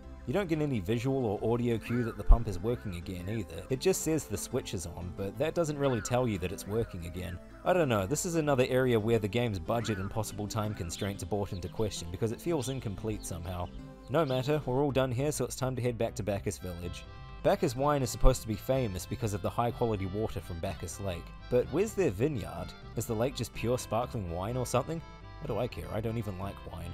After helping out the town, the bulletin board now has a message saying that the citizens of Baccus Village will help you out with any problems you may have in Phoenix Mountain or elsewhere, but this is an outright lie. None of the remaining events in Phoenix Mountain involve these guys in any way, and even outside the village you don't need their help for anything except one event right near the end of the game. I'm gonna pin this down to the localization team again, or possibly just some cut content. The mouse in the sombrero here mentions a fortune teller. If you go to the building in the north of town, you'll find her here. The fortunes that she tells you are a hint related to the location of the evil pig gates based on the colour of their pig bags, though she'll only tell you a few of them. Some of them are more vague than others, but I'll go over them when we find each of the gates. Go back to the pub and talk to these guys who will recognise you. They're the very same duo you met at the entrance to Phoenix Mountain, except just like the mouse who took you to Baccus Lake, they're wearing a different outfit than the cowboy getup you saw them in earlier. During the process of writing this script, I've only just realised that these red hat sprites only exist within the top-down areas, while the cowboy hat sprites are only ever seen in the side-scrolling areas. Are one of these a beta design for the other and they just forgot to update one of the sprites? Anywho, these guys mention some pest fruits growing in the mushroom forest called the Fruits of Death, or in the Japanese version, Death God Fruit. That's hardcore. They say it'll kill all the other plants in the forest, as if I wouldn't be delighted to see the mushroom forest rot into the abyss. But if it's for 100% completion, why not? Let's go save those flowers from hell. You may have noticed these Fruits of Death on your first visit to the mushroom forest, although they were transparent so you couldn't touch them. They look kinda like if someone turned a guava into a jack-o'-lantern. Conveniently, the southern path out of the village leads straight to the T-junction between here, Phoenix Mountain and the mushroom forest, so it won't be a long trip. For the sake of your sanity and to avoid falling into the abyss, now would be as good a time as any to equip the funky parasol that Charles gave you. There's only 5 of these things in total, and they're not too hard to find. Plus, the game will give you a countdown for each one you destroy. While you're at it, if you haven't yet, you might as well grab a healing mushroom for one of the events back at Baccus Village. I forgot to do that a bit earlier, assuming the ordinary mushroom would do the trick, because I'm a bit thick. Just like that, the evil floating fruit of the forest are all mulch. Head on back to the pub to report in.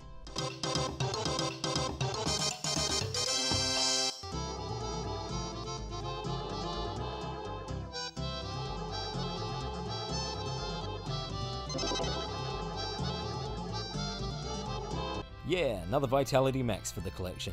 The mouse mentions that flowers will be able to bloom again, but what he's referring to is how the flower seeds in the 100-flower forest had become scarce, so it's time to make a quick visit back to the dwarf village. I apologise in advance for this particular section feeling all over the place, but I'll try to edit it all together to be as cohesive as possible. After arriving in the village, a good first stop would be to visit the doctor and give her the healing herbs so she can give them to Baron. Next item on the shopping list is the Fruit of Knowledge, but that'll come a bit later on. The dwarf child we saved earlier has been on the hunt for flower seeds, and now that the death fruit are gone, we can find one at the watchtower. I'm bringing this up now because this is another one of the events that is actually missable if you leave it until right near the end of the game. And this thing is kind of out of the way as well, so many people in the past have been stuck with incomplete save files because they couldn't finish this event. Climb up the seesaws near the start of the area and you'll find a little alcove just below where you pushed that huge boulder down earlier. Grab that seed and make your way back to the village. The dwarf child will be just outside the elder's hut near a flower patch. Give him that seed and you'll be in the clear. We'll be back a bit later to collect what comes from it. Head back to Baccus Village and talk to the villager just outside the fortune teller's hut. They can't stop crying apparently, so it's time to make them eat their veggies.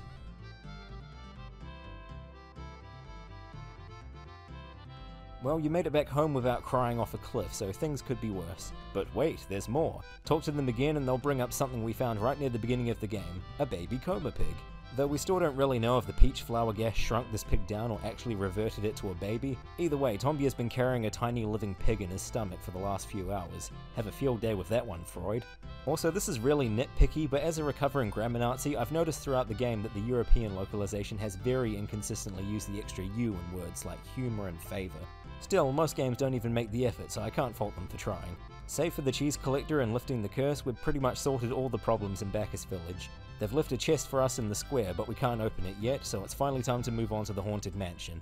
Now I'm not gonna lie, while I love the music, atmosphere and ideas behind this level, the Haunted Mansion is probably one of my least favourite areas in the game. There's 4 different sides to the mansion, each with many rooms to explore.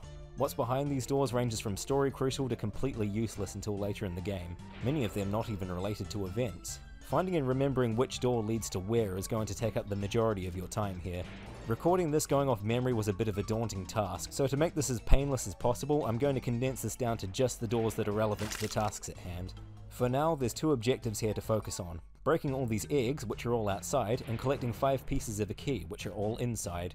In this door here, you'll find a coma pig harassing a mouse, who after thanking you for saving his bacon and walking away will drop a small key. This is used to open a particular door in this area, something which I find to be a bit of an odd design decision because unlike the big key you get later, there's nothing about the small key doors that are visibly different from a regular door. It just feels like an arbitrary roadblock to me. Although if you're just checking all the doors in order, you're not likely to miss it. If you do still need to get up your blue XP, these Coca Crows are everywhere and make for easy fodder. They're only around while the curse is active though, so make the most of it if you have to. This room here contains the first piece of the big key, and this fountain here at the back will actually heal you if you sit in it for a few seconds. Next up is the biggest door in the mansion because it's one of the few you'll want to remember. It's the next old man of time, trapped behind some really badly layered flame sprites with like 3 frames of animation. The spell he's referring to is tied to the eggs outside, so we'll be coming back here once they're all broken. Some of these eggs do have biting plants growing out of the ground where they were, so keep an eye out for them. This one in particular can be a bastard. This area here with no door basically acts as a shortcut to get from one side of the mansion to the other, but halfway down this floating platform there is the second of the 5 key pieces floating there. Since I've been neglecting it this whole time, I might as well show you what you can do with the boomerang. Yoink! Nice. Ride that platform back up because we're not done with the other side yet. The last door on this side has the third of the 5 key pieces, and just off to the right here there's 3 more of the eggs. Jump up to this part at the very back to break a couple more eggs, and finally down the chimney for a little surprise. This little red jewel here, this is the reward you get for maxing out your red XP. It's an equip item that will allow you to briefly coat yourself in a flurry of flames for a few seconds in place of having a weapon. There's 2 of these left in the game, and if you play your cards right, you should have all your XP bars maxed by the time you find them. Move on to the left side of the mansion to crack 2 more eggs, plus the sneaky one down here near the entrance to Baccus Lake if you didn't reflexively break it earlier. Also there's a crying door here, but we'll get back to that in a bit. On to the back side of the mansion. The first door here next to the strange panel is locked by the small key. Remember this one, because you'll have to come back here once you've broken all the eggs. Quickly off to the right side of the mansion there's another entrance here with no door. In here is the 4th of the 5 key pieces. This is another thing that annoys me about this place. Whether an entrance has a door or not isn't consistent. You'd think it'll be like the one from earlier that acts as a shortcut to the other side, but it's just like the others. Same with this one too. Now like most things in this game, something out of place like the strange wall will usually have some significance. And it does. Equip your new jewel and fire away. I'm not even going to question how Yan managed to lock himself in here, but there's only a couple more hiding spots to go. Open the wooden chest here for even more cheese, finely aged and locked behind a straw blockade for God knows how long. Returning to the back end of the mansion, break another 2 eggs, and the store here contains an indent in the shape of the big key. While you're here, go into your inventory and use all the pieces you have to add to the shape. We're still missing one last piece of the key, but we'll get to that after doing a few more things first. Go back out to the apex of this roof area and slide down to the foreground to break the last egg. This is also where the big key door is, so keep that in mind. Use this entrance without the door here to take the shortcut back to the front side of the mansion, and head back to that door with the strange panel outside. Now that the rest of the eggs have been broken, the egg in here can be destroyed and finally break the barrier trapping the 1,000-year-old man. Head right back and try not to get eaten like this. Learn from my mistakes, stick to the far left when jumping down to avoid this bastard. Hello.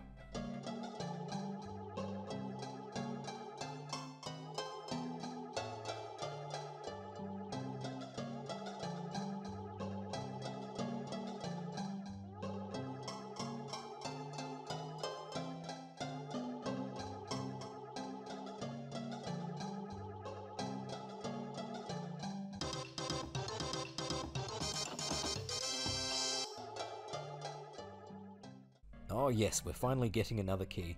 The blue chests with black trimming are now ours for the taking. While I get that it's consistent with the design of the rest of the mansion, the 1,000-year-old man has by far the blandest house of the 4 old men of time. All the others are comfy to some extent and actually feel lived in, while this one is just some Himalayan salt lamp prison cell. And after his dialogue here, he just kinda stands there. I can't move. Please let me go. I'm still not sure why that few second pause is there between dialogue boxes. As usual, I'm going to assume it's something lost in translation and move on with my life. Once again, it's time to do some backtracking and open some chests with worthwhile loot in the earlier levels. First up is back in the Forest of 100 Flowers. Go back up into the trees where you saved Baron and open the chest here to get another Vitality Max, boosting your max health to a nice tidy 8. While not an incredibly crucial item, there's some charity wings in the doctor's office in the dwarf village, just to save on travel time. In the Mushroom Forest there are 2 chests in the highest point on the left and right ends of the vines. On the right side is the Mysterious Mushroom, the sister item to the Ordinary Mushroom that allows you to toggle between laughing and crying states wherever you go. Now those laughing and crying doors won't be an issue. The other chest on the left side contains the 1000-year-old bell, an easy cost-free method to travel back to the Haunted Mansion when you need to. Next stop, Phoenix Mountain. That chest just outside the lava caves that the thief was watching contains a weapon called the Grapple, something that will very much come in handy in due time. The chest right in the entrance of the lava caves, conveniently enough, is the green pig bag needed to lift the curse in this area. And just to keep up this momentum, go to the town hall in Baccus village to open the chest and you'll find the orange pig bag needed to lift the curse on the village. Okay, time to finish up the main story content in the Haunted Mansion. Head on back to the mansion's left side to the crying door. Use the mysterious mushroom twice so you can trigger the crying state and head on in. Whoa, what a feast. Switch on back to the laughing state and head on to the roof to the laughing door. I love that soundbite of Tombi laughing. As the fortune teller said, the green is in the mansion on the lake. And here it is, the first evil pig gate. Use the ordinary mushroom to cure yourself of laughing just to make the battle a bit less of a hassle, and jump on into the gate.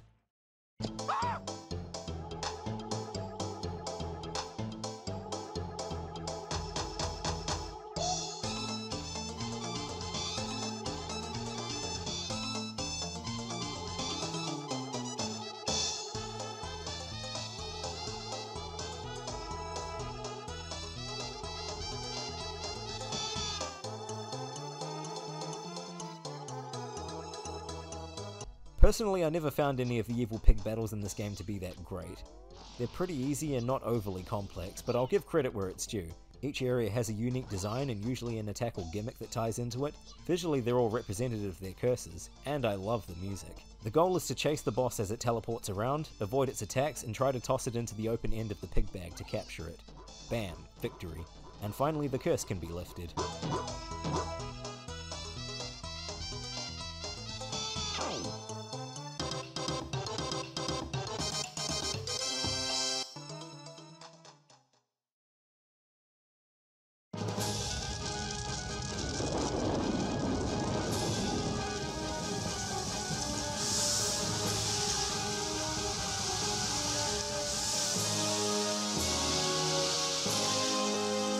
By the power of magic indoor rain, the lava caves is now safe to traverse. And now that the pig gate is gone, we can collect the final piece of the big key. Head on back to the door on the left and use the final piece of the key to finish it. Now that we have the big key, there's one last door to check. Go down to the very back of the mansion to the big key door. If you're not that confident with these swinging sections, equipping the funky parasol may help. Make your way up to the top to open the chest and we'll get yet another pig bag for the collection. While we're still collecting pig bags and now have the big key, we'll be making another trip to Phoenix Mountain. And thankfully this will be the last time you have to come here with the curse active. Make your way to the second half of the mountain where the phoenix was and head off to the left in the background. If you jump off this protrusion here, you'll find another large key door. And what awaits inside? That's right, with the red evil pig bag we can finally break the mountain curse and drop the difficulty right down. The fortune teller said that red was waiting for a miracle. This was the most esoteric and open to interpretation of all of her descriptions, but the miracle it's waiting for is for Charity Fountain to start working again. So it's off to Charity Square. Go to the canopy in the middle of the square and you'll find it in the trees up to the left. The Stormy Evil Pig is generally considered as the hardest boss in the game. There's spikes on the floor, footing is limited, and he has a tornado attack that can carry you away and send you falling into hazards. The funky parasol comes highly recommended, although allow me to offer this as a rebuttal.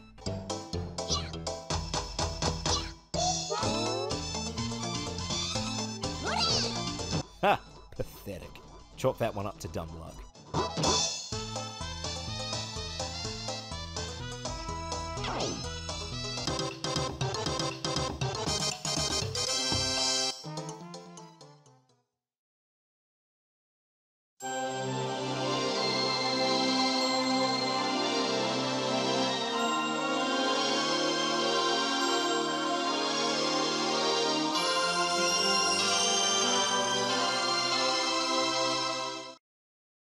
2 evil pigs down, 5 to go. Before we leave, talk to the dwarf on the other side of the canopy and he'll give us another event that has something to do with mixing red and blue. Spoiler alert, we're going back to the mushroom forest. But this time, thankfully, we can take a shortcut. Remember this dwarf to the very left of the square who was guarding the leaf slider? He told us crying will get us nowhere, and if that's not the most obvious clue to the solution, I don't know what to tell you.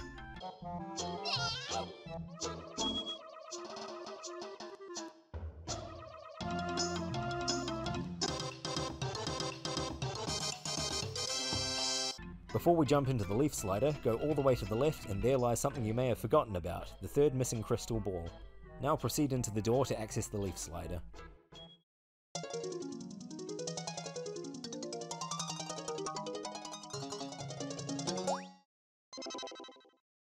I don't know what I was expecting when I first heard about the leaf slider in the demo, but I'm not gonna lie, that was kinda disappointing.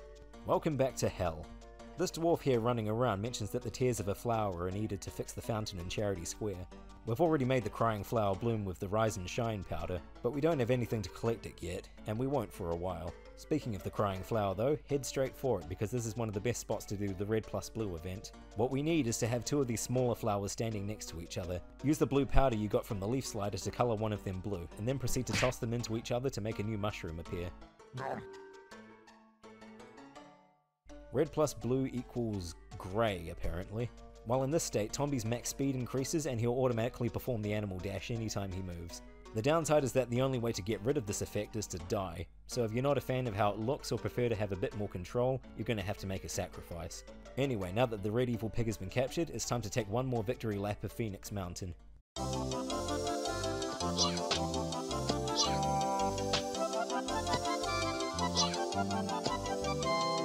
Listen to that. The look and feel of this place is completely changed now. What was once a treacherous journey up a stormy mountain has become a jaunty hike up your favourite hill. And now that the wind is gone, you can actually explore some areas that you couldn't before. Up here you'll find another pump rock hidden away, as well as this guy. Funga to you too, buddy. This chest here has some 1-ups inside, and beyond that it's off to the next area. Now that the storm is over, this guy here is finally done with his tunnel. What's inside it? More sodding cheese. Is cheese some sort of rare and valuable commodity in this world and not just something you put on crackers? Further up is that laughing door from before, and inside it, Yan of the Hidden Village. As far as his hiding spots go, I think this is the most out there. I mean, how many people did he expect to find him in a place like this? Ooh, and what's behind this door that we couldn't get into due to the winds? Yum yum, tastes like disappointment. Our business in Baccus Village and the Haunted Mansion is done, Phoenix Mountain has been restored, so now it's on to the lava caves for the next step of the journey. Oh, hot, hot, hot, hot! Hot, hot, hot, hot, hot, hot! The lava caves, now with 99% less flames. This place is filled with tiny platforms, surfaces that hurt on contact, and high places that are either difficult or impossible to reach normally. So the funky parasol and the grapple are an absolute necessity here. Be sure to equip them both before proceeding. Another one of the fortune teller's predictions was that pink was somewhere hot, so it goes without saying it'd be in the lava caves, and sure enough it's right up here above the entrance. The Pink Evil Pig's opening dialogue is one of my favourite lines in the entire game. It's the kind of thing that almost any antagonist in a shonen anime could say to the hero. This particular boss fight design-wise is probably one of my favourites in the game. He calls down lightning strikes that hit preset platforms in the area, and every connected platform with the same colour is briefly electrified. It at least keeps you on the move. Though he's still very easy to overcome, and having both the funky parasol and grapple at your disposal makes it even easier. Toss that ham into the bag and the fight is over.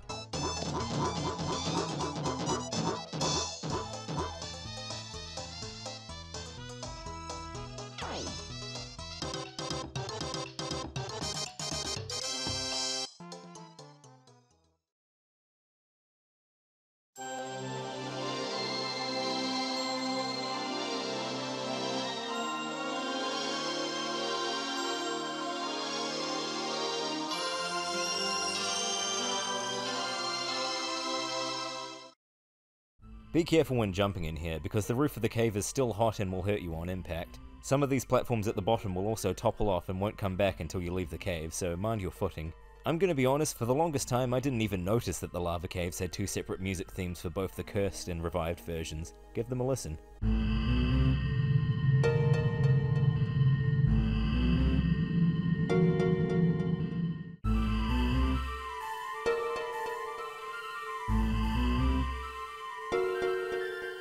They're mostly the same, but the revived version has that extra layer of MIDI flute to make it feel a bit less daunting. Collect any of these bunk flowers you see lying around as well, because you'll be needing them for the Phoenix. Right up here we'll find another thief hiding away in a grotto.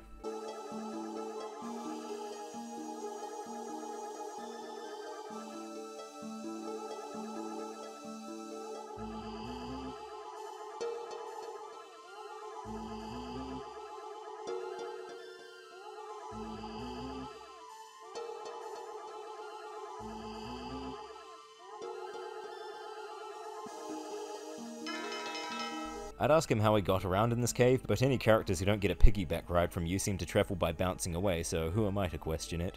The last big area here is absolutely full of bunk flowers, treasure chests, and these flying pigs. And guess what? It's the best spot in the game to max out green XP. Take your time exploring this area by climbing about, opening any chests you're able to, and jumping on as many of these pigs as you can.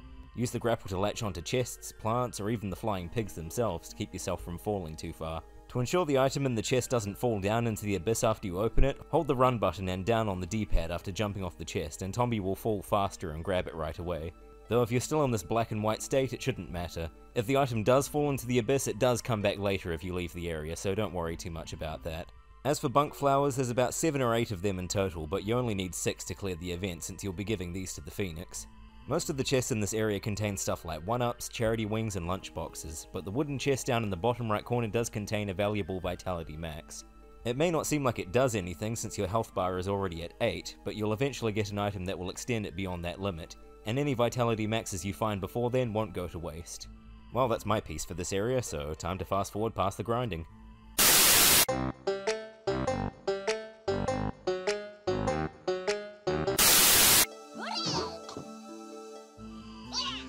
There we go, that's the last XP gauge maxed out. Make your way to the top left corner of this area and you'll find a little hidden grotto with a bag sitting on the platform and a pump rock next to it. The way the roof is shaped leads you to believe there's something up here, and you'd be right. Although just jumping and using the grapple won't work, so what you have to do is charge up a shot while aiming upwards, jump, and let the grapple go at the apex of your jump. This is the kind of cleverly hidden stuff I live for in games.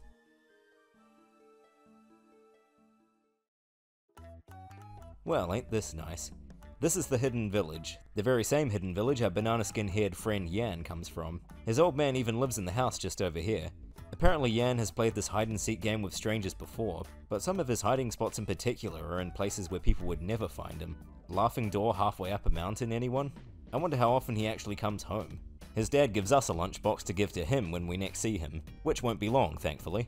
Speaking of food, there's another event tied to this guy here. He's a walking archetype whose entire personality is fat and hungry.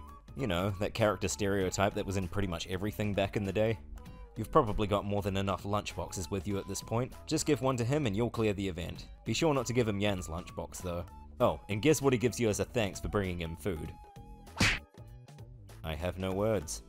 Make your way back to the lava caves and head back down to the grotto where the thief was to return his mystery goods. Maybe try retracing your steps next time. Although since that bag was near the Hidden Village, did he steal something from them?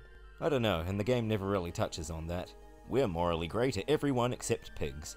Make your way to the platform on the other side of the cave, jump on the pump rock and head outside. But then immediately head back inside because guess what? We're not done here. Go back to the thief's grotto again and you'll find that he's left his mystery goods behind. Again.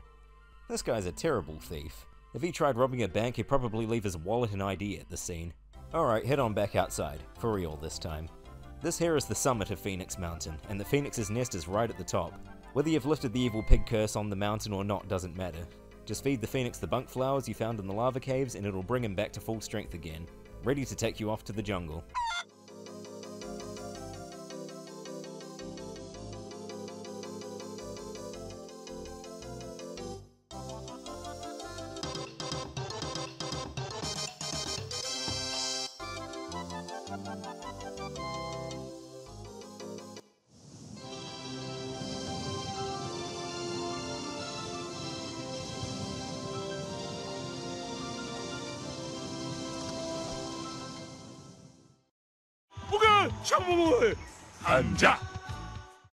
We're really getting near the endgame now.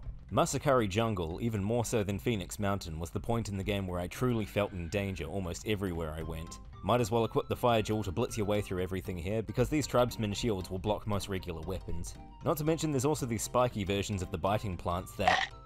Are you... What?! Okay, yeah, stay away from these things. You may notice leaf butterflies come out of the grass as you're moving along. Just do what you can to make your way to the opening here, since it's much safer. There's 5 more leaf butterflies in this area, so collect them all now so you don't have to worry about them later. By the way, see this cage here? Don't go wandering inside or this will happen. Dinner, dinner, dinner, dinner, dinner, dinner, dinner, dinner, dinner, dinner. Implied death by cannibalism. That's not terrifying at all. Hey, big guy.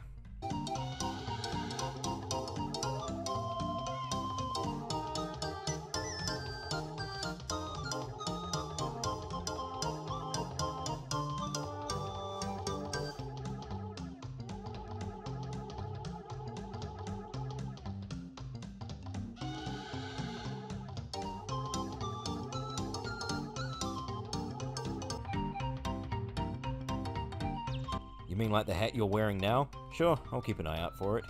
He does mention that cheeky chimp Charles is in the jungle somewhere, so that means we'll be getting something useful soon. Climb over to the other side of this tree and we'll find our good mate Yan once again in his final hiding place.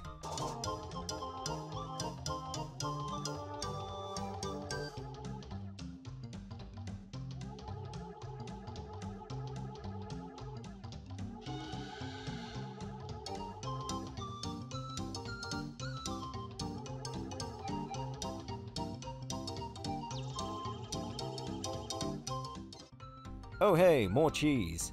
Don't know what his dad was worried about, he's already got snacks to spare. Climb further up this tree and you'll find a couple of chests. First one has another vitality max to add to the pile, while the other has a large lunchbox. And hey, you'll probably need it if things get hairy in this jungle. Float right back to the tree though, because there's something else hidden up here just out of view. The Orange Evil Pig Gate. The Orange Evil Pig seems to be the only one whose area doesn't really reflect the curse they've casted.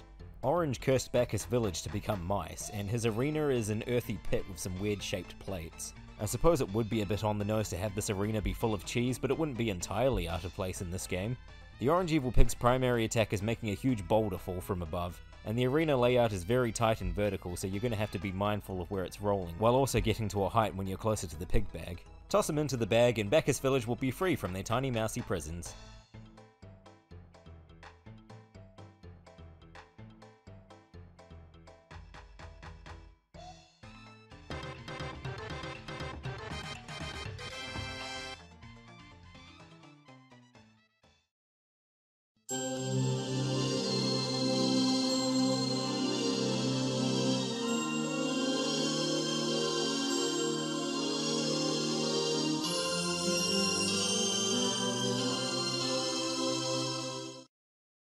Another evil pig down, head on off to the right.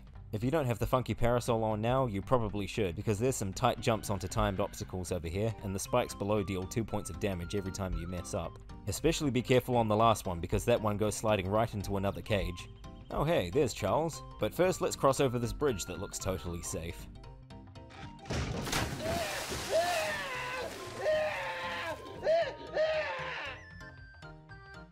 Charles comes along to save you from drowning, thankfully, and he even offers to teach you how to swim, but of course you're going to have to do something for him first.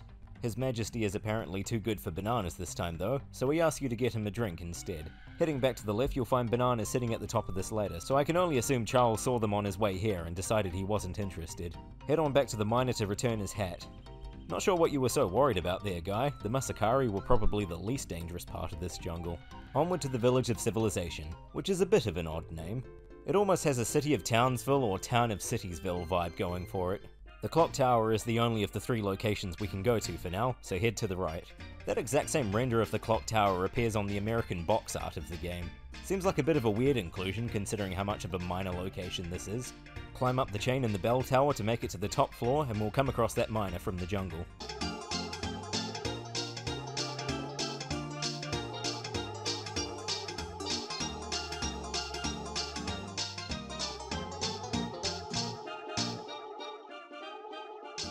There's another bit of dialogue here that feels misplaced or mistranslated. He ends his sentence asking if you want to try some juice he just made, but when you talk to him again he says he has no bananas.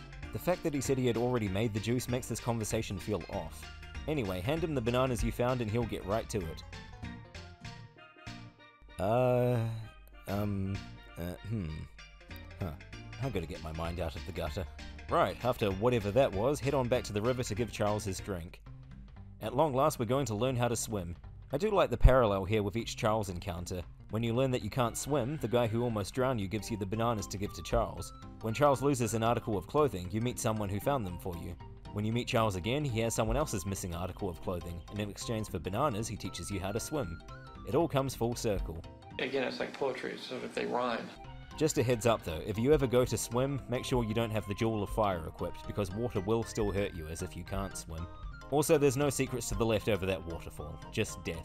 Trust me, I've checked. Swim off to the right until you get to this ladder, and we'll find ourselves on the safe side of the jungle. No mad tribesmen, no spikes, and no biting plants that take off half your damn health bar. There are a few pump rocks here though, as well as this giant dried up tree which is the whole reason we've been stomping them during this journey. It was all to get moisture to it so it could become healthy again. Let me tell you, this is not the kind of event you want to find yourself backtracking to finish, so I sure hope you stomped all of them. Also over here is the knowledge fruit that the dwarf doctor told us about. You can't talk to this parrot normally, so jump on its head and bite it to get its attention.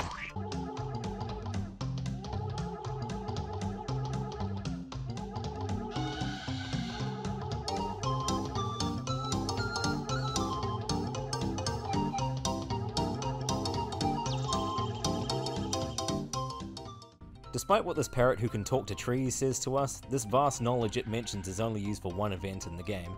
There aren't any dialogue options to be found here, but we'll be back here at a later point.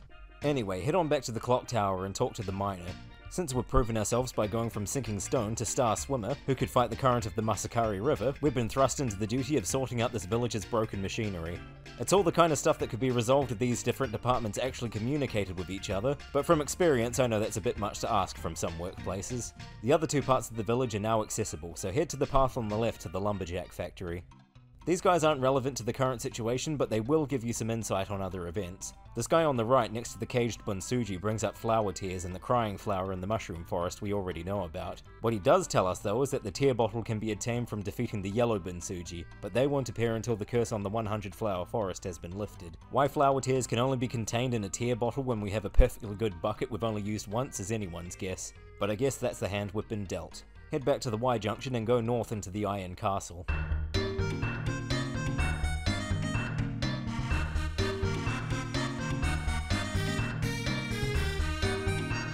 Talking to this worker here, the reason the machinery isn't working anymore is because the giant door here has become so rusty that no one can open it, and because no one can open it, the machinery inside has ceased operation. What level of incompetence does it take for something like this to happen? You guys aren't going to have much luck on your next workplace audit, I can tell you that much. Head on back to the lumberjack factory and talk to the man on the left. He has a concrete solution to this rusty door situation: blow it wide open with a bomb. A bit extreme, but I like the way you think. He says he was just kidding, but at the same time he already made a bomb and hid it in the jungle. They should count themselves lucky that the Masakari never found it and figured out how explosives work. Head back out to the jungle and climb up the huge tree just to the left of the entrance. Sure enough, the bomb is sitting at the top masquerading as a coconut. Forget the Masakari, are there any monkeys in this jungle? Charles seems cool enough, but I'm not sure if I'd trust him with a bomb. Head on back to the Iron Castle and present the bomb to start the countdown. This whole section is automated, by the way.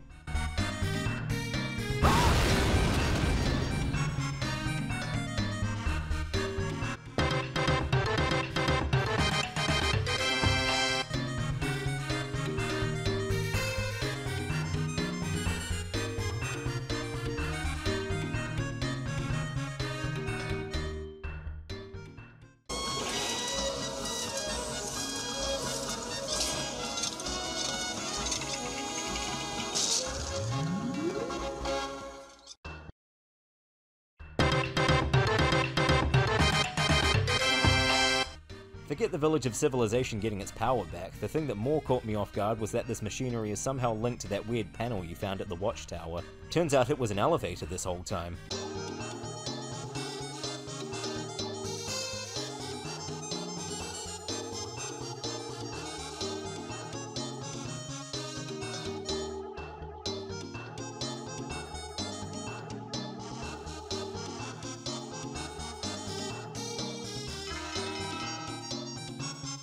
So we get 2 exciting revelations here. There's a new hidden access way in the Watchtower, and we know where to find the 10,000-year-old man. Well, guess what, kiddos? We're not going to do either of those yet. Before continuing on with the story, it's time to do another batch of disjointed side events. Oh, goody. Back in the Y Junction, there's a miner who wasn't here before.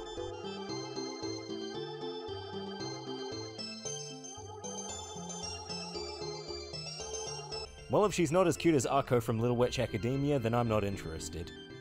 Go left to the lumberjack factory and you'll find another new guy who wasn't here before.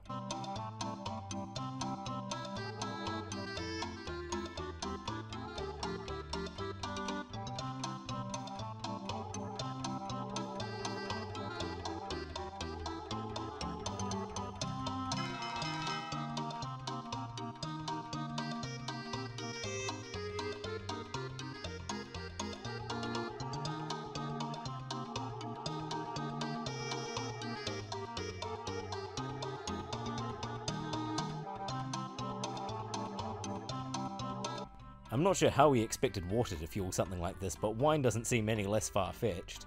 Grab this raft sitting on the workbench over here, and then make your way back to the safe side of the Masakari jungle. There's a little dock down here that you can use to board the raft from. This raft always felt very pointless to me. Sure, you get a completed event out of it, but how many other times are you going to go from the jungle to the haunted mansion? There is a much more reliable form of travel we're very close to getting. So now that you have the fruit of knowledge from the jungle, it's time to visit the good doctor again. Head to her hut and give her the fruit.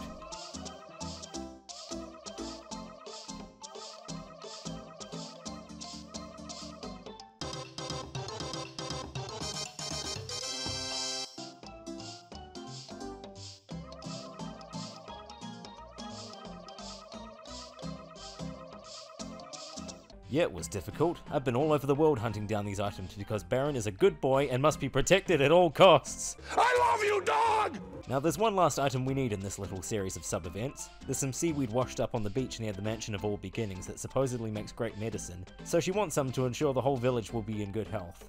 Head straight there from the Mushroom Forest, hitch a ride with the world's worst lifeguard, and grab the seaweed near the door to the mansion. Fly back to the village and deliver the goods to the doctor.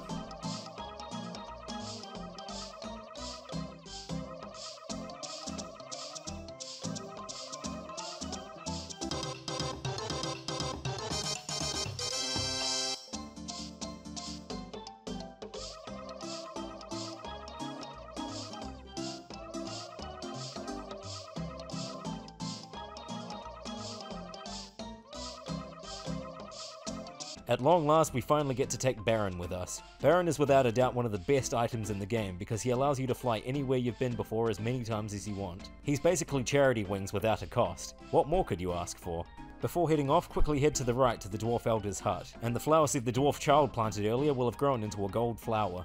I was always under the assumption that this flower didn't bloom until the curse on the forest was lifted, but no, apparently it grows after completing a certain number of events. Next stop, it's back to Charity Square with the remaining leaf butterflies we found in the jungle. Including the one the collector already had, that makes a whopping 31 leaf butterflies. Although apparently anything more than 30 is taking it too far, because this happens.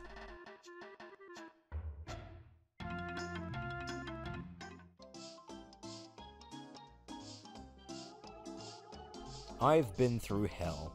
This line here has always stuck with me because of how out of place it is. It's the only use of even a minor expletive in the entire game as far as I'm aware. Also, look at how this scene plays out. It's another standout moment where both writing and animations feel a bit rushed.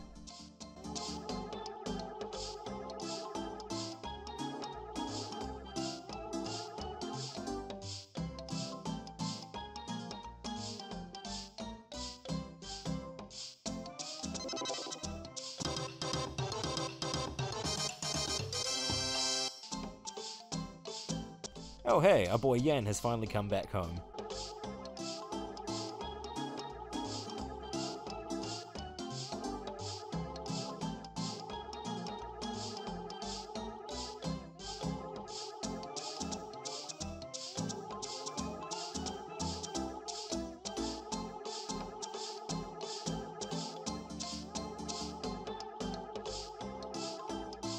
The golden bowl Yang gives us doesn't appear in our inventory. What it is the item that allows Tombi's health bar to reach a maximum of 16, so those 2 extra vitality maxes are finally going to use. Fly off to the Phoenix's nest next. This item isn't present when you first come here, but after visiting the jungle, the Jewel of Wind will appear behind the nest. Assuming you've maxed out your green XP, you'll be able to claim it. This is the best of the 3 jewels as far as I'm concerned, because not only can you still use a weapon while it's equipped, but pressing X after you've already jumped will summon a gust of wind and give you more height and distance. Combine it with the funky parasol and grapple and you're able to reach just about anywhere in the game. Next stop, fly to Baccus village and we'll finally make our delivery to the cheese man. Even though he's not a mouse anymore, collecting cheese still seems to be his one goal in life from the looks of it. Head to the town hall and talk to the guy in the cowboy getup in the top right, and he'll give you a bucket of wine in good faith that this feral child isn't going to drink it all himself. That will sort out the fuel that guy at the lumberjack factory needed. Take the wine to the lumberjack factory and give it to the worker.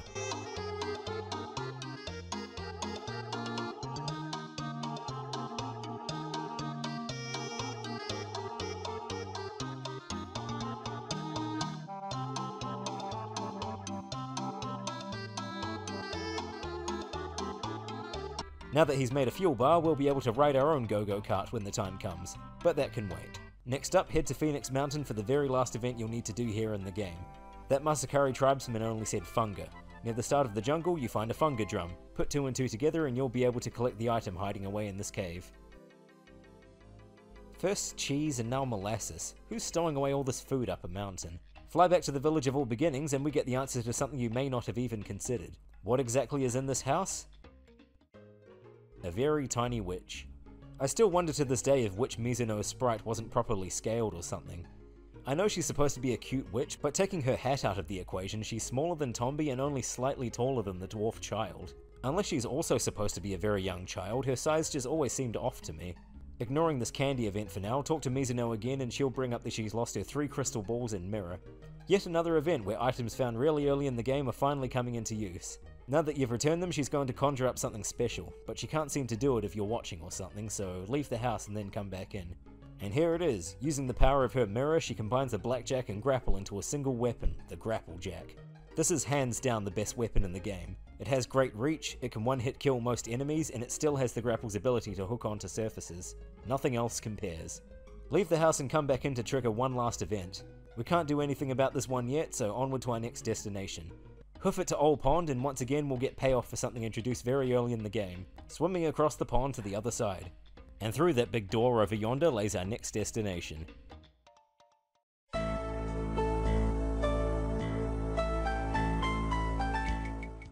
This right here is the Trick Village, and honestly this edges out the Haunted Mansion as my least favourite area in the game. On the surface it doesn't even seem like much, but oh, you'll see soon enough. One thing I do like though is that the 10,000-year-old man's house is apparently only accessible through the chimney, so it's very in line with the other strange architectural decisions in this world.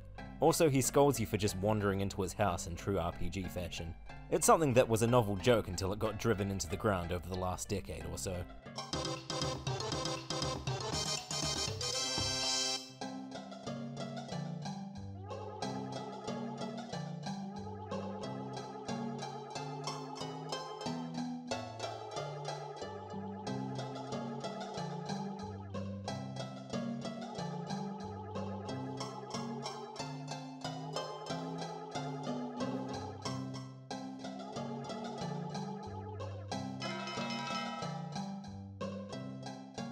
As a bit of an odd pacing choice here, you've recently learned how to swim, and as such come to a village that's underwater. And even though he gives you your task to collect the local MacGuffins, you first need to go out of your way to find a mermaid who can teach you how to dive. Why they didn't just have Charles also teach you how to dive when these 2 points in the story are so close to each other has always bothered me. Anyway, this mermaid can be found at the Haunted Mansion, but you're also told she lost something near the waterfall. It was mentioned that the Trick Village is connected to the waterfall in the Masakari jungle, so instead of using Baron to fly straight to the mansion, go to the right of the old man's house and you'll find a chest containing what the mermaid lost. Once you've collected the necklace, make your way to the Haunted Mansion. The door leading to the mermaid is on the front side, leading directly from Baccus village. It's left from the big door where the 1,000-year-old man is, right next to the entrance without a door. Go inside and find the mermaid sitting by a small pool and hand her the necklace. As repayment, she offers to teach you how to dive. However, just like when Charles teaches you how to swim, the process is entirely automated, so the only input required from the player is to get in the water and keep pressing X to get through the text bubbles. Feels like a bit of a missed opportunity to not have you learn the basics in a small area without any threats. Apparently when Charles taught Tombi how to swim, he also taught him how to breathe underwater, so surfacing for air is thankfully something you'll never have to worry about, especially with what you're expected to do in Trick Village. The item you get out of this is the mighty fish food. If you haven't gotten any or all of your XP bars to max yet, then this is just what you've been waiting for. The mermaid rather nebulously says that the mighty fish will come if you put the food in water, but in truth there are 3 locations. First up is Old Pond, as is the place most players will instantly think of after getting the fish food. Use the food at the water's edge just before diving in. By the way, I adore that the turtle and the frog from the start of the game can be seen swimming around here. It's such a nice touch. Swim into the mighty fish and your red XP bar will be maxed out. You only have to eat one of the mighty fish in order to clear the event, but I'll show the others off anyway. Next is Masakari River. Jump right in, use the food, and the mighty fish will appear a bit further downriver, maxing out your blue XP. Next stop for a little detour. Remember at Wobbly Wharf when you push that barrel into the lake? Well, now that you can dive, you get to see where it went. Where did the barrel roll? The bottom of the lake, that's where. I hope that conclusion was worth the wait. It could have at least broken open and let us have a hidden item or something. Anyway, head into the pipe directly in front of it, and in another case of weird interconnectivity in this world, you'll come out into one of the rooms at the Haunted Mansion. Conveniently enough, this is the room where the last mighty fish shows up. Use the food to make it spawn and you'll max out your green XP. Now that you've found all 3 mighty fish, it's back to Trick Village to see what waits under the water. It's a near universal rule that underwater levels in games are awful. It's usually either normal gameplay with slow movement and low gravity, low visibility, oxygen management, terrible vehicle sections, or a completely different control scheme that you're given next to no time to adjust to before being thrown in the deep end in more ways than one. Tombi is a game that in most respects has good responsive controls and satisfying movement, and for the most part the underwater controls aren't that bad, although they're not that great either. Trick Village is the only underwater focused level in the game, and it's there that a few issues crop up. First is that while attacking you do a forward spin in an attempt to bite enemies, and I feel like having you spin in whatever direction you're facing, the same way you can aim while using melee weapons on land, would have worked much better. Second, the hitboxes on some of these fish are really finicky. It feels like a roll of the die every time I spin into one of them, whether I'll bite them or miss by a pixel and get dealt damage instead. Third, these panels similar to the seesaws in the watchtower will roll and snap to a preset angle when you push them, which makes sense from a puzzle solving aspect, but there's also times when the panels just won't move a certain direction or even not budge until you touch them at just the right point, and it can feel really janky because of it. Fourth, the entire mission here is swimming around in this visually dull underwater maze, looking for these 10 math beads. They're called number balls in the Japanese version. Still a bit of an on-the-nose name, but these things have nothing to do with math. They just have numbers on them. For many people, this section can turn into mindless backtracking trying to hunt down all of these things. I've been splicing together a lot of footage in this run to make things flow better or to avoid backtracking, but here I actually got lucky and found all 10 of them in a short time without too much aimless wandering. Also, you find the Jewel of Water near math bead number 4. I'm not going to show this one off like the others. Personally, I found it the least useful of the 3, which is especially damning considering Blue XP is arguably the most tedious to max out without the mighty fish. Once you've collected all 10 beads, swim back to the surface and drop into the 10,000-year-old man's hut. He apologizes for his initial hostility by being all, I was just pretending to be an asshole. No hard feelings, right? Apparently he just wanted you to learn how to dive so you can retrieve the Trick Village's pig bag. At least he's being honest that he just wasted our time. We get the 10,000-year-old key out of all this nonsense though, so that's a silver lining. We also get told to visit the million-year-old man, surprisingly quickly considering the gap between meeting the first 3.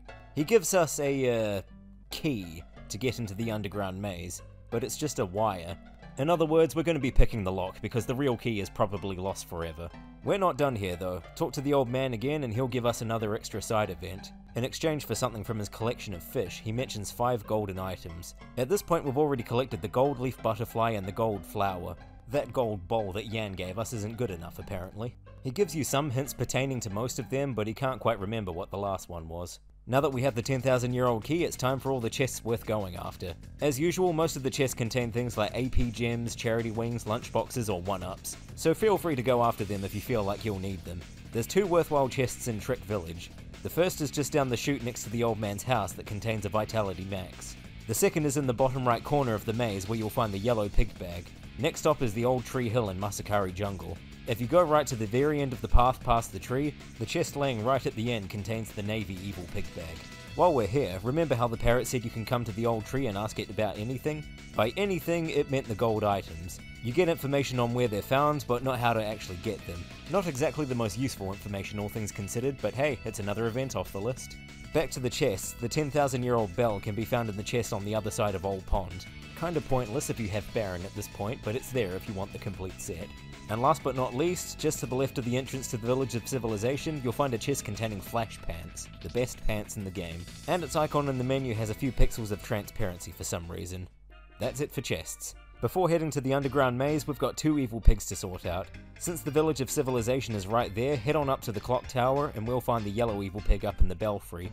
This is one of the more unique evil pig fights. It's set underwater as you'd expect, plus it has a whirlpool in the centre that will keep you moving around, as well as the pig bag. His only attack is these pointy shells that fire in straight lines, so just swim out of the way, look for an opening, and try to time your throw with the pig bag to finish him off.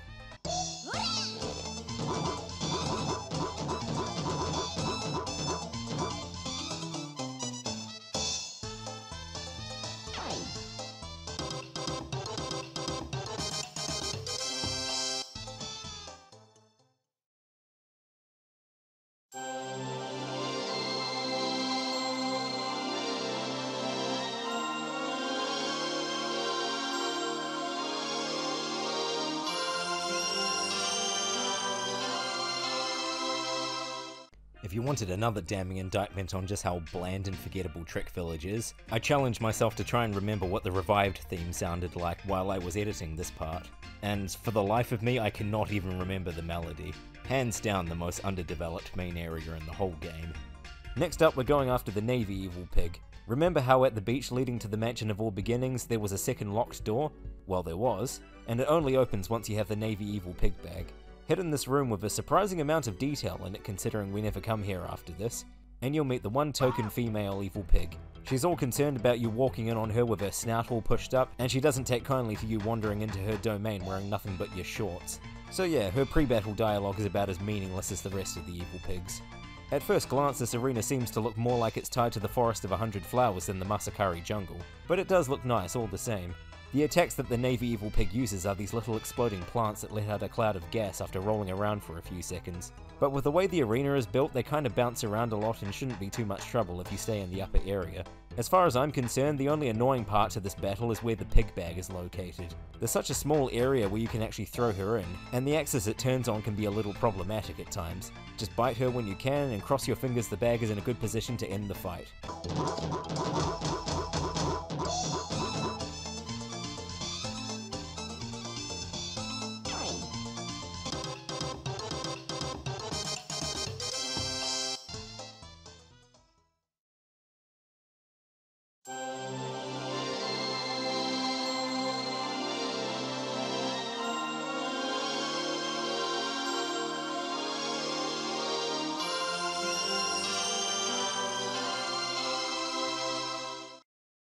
On the surface it looks like the only thing that's changed is the flowers, but the Masakari tribesmen themselves aren't hostile anymore, which is only small comfort because those biting plants are still around. Alrighty, now that 6 of the 7 evil pigs have been captured, it's time to head to the watchtower to see where their elevator leads. Of all the mysterious side events I found while playing the demo back in the day, this one in particular was one I was dying to get answers for, and little did I know, it led to the final area of the game. The underground maze may have my favourite piece of music in the whole game. It's low-key and soothing, letting you know that you're safe down here, but at the same time it sounds mysterious and uncertain because you're right near the end of the game. It's a great track all around. Anyway, the underground maze is pretty much the endgame treasure trove. There's more chests down here than any other location in the game, although that being said, a lot of them are just cheese and items that Mizuno needs to make her candy. But opening so many chests in short succession just feels rewarding. It's that same insidious chemical reaction that helped a lot of mobile games take off.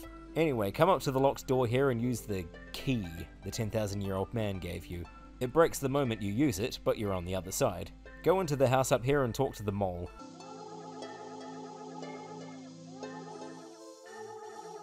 Wait a second, did you just use the wrong yaw?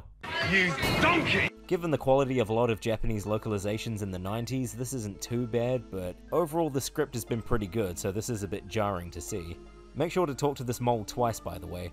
The second time you do, he mentions a friend of his is at the Haunted Mansion and should have the strong wire you're looking for. Next up, talk to the Blue Fortune Teller. He's just kinda here. Doesn't have his own place set up or anything, nothing like the red fortune teller in Baccus village. It gives you hints to where the other evil pigs are hiding, just like the last fortune teller. But the blue evil pig is the only one left, and sure enough, apparently it's hiding somewhere in this very maze. And just because he's an absolute legend, he gives us another vitality max.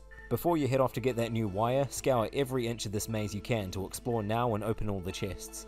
You'll want to have all the items you need for Witch Mizuno's candy, plus about 10 pieces of cheese to take back to that collector. As an aside, these moles always confused me as a kid. Given their size and how they wear oversized helmets with eye holes, I thought for the longest time that they were just Baccus village natives. But no, apparently they're just moles.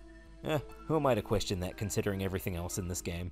When you're ready, head off to Baccus village. Now that you have even more cheese, go back to that collector and he'll have something for you that's a lot more worthwhile than 2 lunchboxes, the golden fruit. That's 3 out of 5 gold items down. To get the strong wire, go to the haunted mansion and head to the room directly left of the 1,000-year-old man's hut. It's the one with a healing fountain inside it.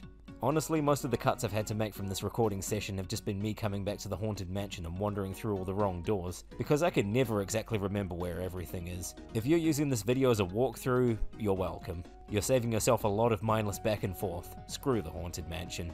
One additional thing I actually forgot about 2 parts ago was the loot the thief left behind in the lava caves. Make your way to the chimney at the top of the mansion and you'll find the trouble thief hiding away up here. Give him the loot and he'll thank you for saving his bacon yet again by giving you 2 pieces of cheese. They don't exactly serve any purpose after you've gotten the golden fruit, but hey, maybe we can have some grilled cheese sandwiches later. He says he's going to give the treasure back to his boss. And here's where another very strange event takes place. Head on down to the small key room next to that weird panel and you'll find the thief boss waiting inside. This entire scene, the way it's written, how it plays out, just bothers me to no end. The boss rambles on about all sorts of nonsense, says his lackey gave the treasure back to him, but that he's instantly lost it and that you can have it if you find it. He runs out of the room and the event triggers, and the boss's treasure is located in the chest in the very same room, clearing the event. You may recall I said in the first part of this video that every item you find in the game has a use, no matter how obtuse or seemingly worthless. Well, that's incorrect because I completely forgot about the boss's treasure, which has no purpose or use whatsoever. What was even the point of this event? It just feels so meaningless and unfinished. Was there more to this side story at some point in time? Make your way back to the underground maze and that previously locked door will open for you automatically. This mole down here mentions some legendary treasure, but we'll get to that when we have the final key. And right up the top here is this tree hut. I'm not sure the leaves here are supposed to be off to the right to represent something else, but to me, sitting right next to this hut, it looks like the level designers were supposed to put the leaves over the hut and make it look like a tree, but they just never fixed it. I don't know. Let's go inside. Here come the pigs and they're coming in fast. Here come the pigs, let the first be the last. Aha! There's the final evil pig gate. It still does the whole camera pan thing to focus on the gate, even though you're forced into a conversation as soon as you enter here. So this jerky camera does look a bit jank. The million-year-old man is the eldest of the elders, so he is the one who's able to tell you the true reason the evil pigs are collecting gold. Apparently gold is the source of their evil magic, but this isn't really a grand revelation because if I recall correctly, the 1,000-year-old man already told us this. But as I already said, people don't exactly sing this game's praises for its story. It's there and it does its job to keep you going through until the end. The million-year-old man prattles on for a bit about how we have to track down the evil pigs, not really taking into account that we've already sorted them all out except for the one in this room. It's impossible to make it this far without having the blue evil pig bag as well, so it's strange that he doesn't really acknowledge that. I mean, it's right there, guy. We do get the million-year-old key though. As soon as he's done talking, jump into that gate and we'll give the last evil pig a hiding. Arriving here and reading this dialogue about the blue evil pig singing to himself makes me wonder just how many liberties were made with this script when translating it to English. If I ever had the motivation to learn Japanese, one of the first things I would do would be playing through the Japanese version of this game and translating every piece of dialogue in the game to see how it compares to the localization. Great ambitions, I know. Anyway, this fight is really easy. The only attacks the blue evil pig has are these balls that just knock you back, and the only hazards are these big wheels rolling around in the background with these spiky shafts hanging off of them. The pig bag just kinda hangs around in the center too, so just wait for an opening when the wheels aren't around and put an end to the evil pigs at last.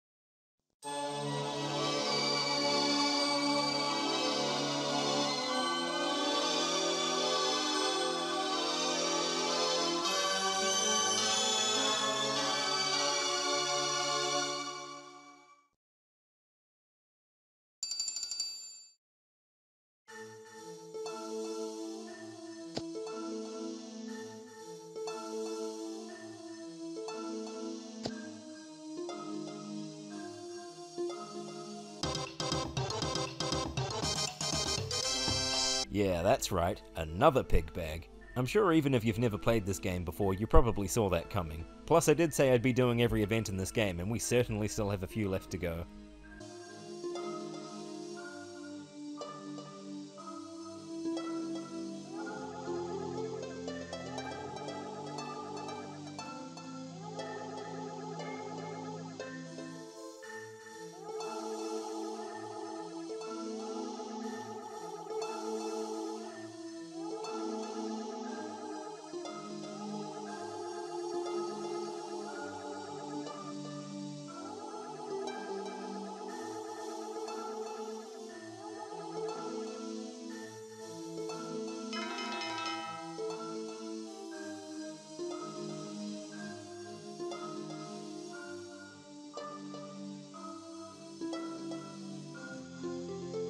I have to go now. Squad alive! I'm out of here.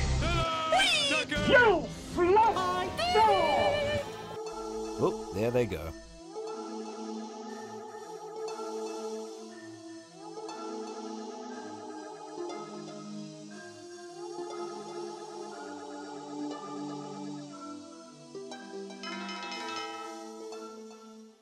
Seven Friends is the last event in the game before the point of no return in the final boss, so we won't be doing this one just yet.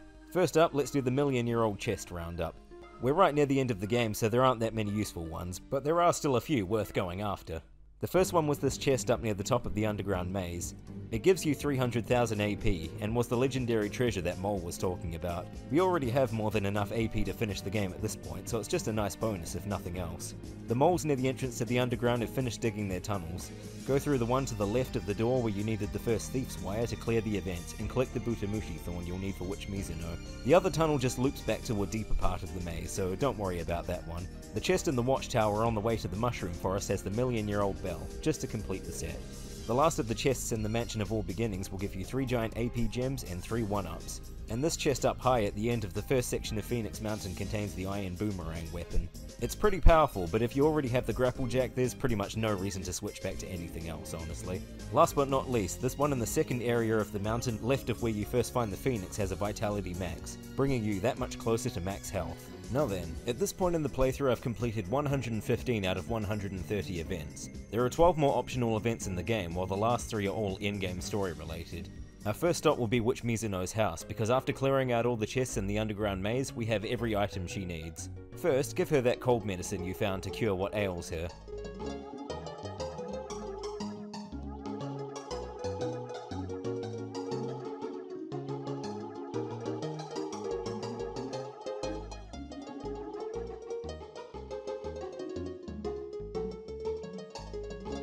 And after a brief awkward pause, she gives you the second to last Vitality Max in the game.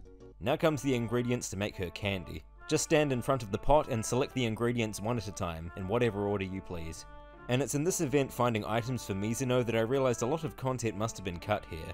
The ingredients required are as followed: the molasses you get from Phoenix Mountain, the silver powder you get from the thief at the watchtower, the biting plant flower, coca claw, needle gator teeth, and Butamushi thorn, which are all found sitting around in the chests in the underground maze. All these seemingly unrelated items are just dumped in a cauldron and used to make a single piece of candy, and that just never seemed right to me. What especially struck me as odd was the biting plant flower found early in the game could be obtained by a hidden method, but the other creature related items like the coca claw, needle gator teeth, and Butamushi thorn aren't collected by doing something special to the enemies they belong to.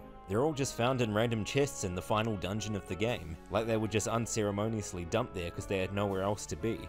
And hey, you could get a coca claw as a reward for bringing the baby pig to that lady in Baccus village as well. And unlike that hidden biting plant flower, this event isn't missable. My guess is that these were originally supposed to be obtainable from these creatures, but whatever plans they had to implement, it must have fallen through before they shipped the game. From the biting plant flower event alone, a small part of me always hoped there were other secrets in the game related to those items, but that just sadly doesn't seem to be the case. Anyway, yeah, we have the gold candy now. Only one more of the gold items left to go, and it's easily the most infamous item of the lot. If I could give any advice now for the sake of your sanity, save your game at the Forest of All Beginnings, because now it's time for those events, the motocross course. Remember that little area I showed off right near the start of the game? It's time to see where this all leads. Use your fuel bar you got from the lumberjack factory to fuel up this thing, and you're off. To be completely blunt, screw these events. Every single playthrough of this game I've ever done, I always dread making it to this point. The end goal of the motocross course is to beat the course record of 24 seconds to earn the gold medal, the fifth and final gold item you need to bring to the 10,000-year-old man. What you may not take into account as a first-time player, however, is that there are 3 events tied to this minigame. One for the bronze medal, one for the silver, and of course one for the gold. The problem with this is that if you attempt the race and get the silver or gold medal on your first try, the previous events are locked out and cannot be completed, because these events don't stack. If you want to finish every event in the game, you have to earn the bronze, silver, and gold medals in that order, one after the other. My first time playing this, I won the silver medal, and I reflexively saved my game after returning to the Forest of All Beginnings, not taking into account that the events didn't stack and I had effectively missed out on the bronze medal. I was heartbroken after I learned that I had effectively screwed myself out of 100% completion after making it this far in the game. Though at the same time, I had no one to blame but myself. The moral of the story here is slow and steady wins the race. Save your game before attempting these challenges if you're going for 100%. As if that nonsense wasn't bad enough, getting the gold medal on this course can be an exercise in frustration. This thing handles like garbage. If you want to get the gold medal, you need to do this course pretty much perfectly.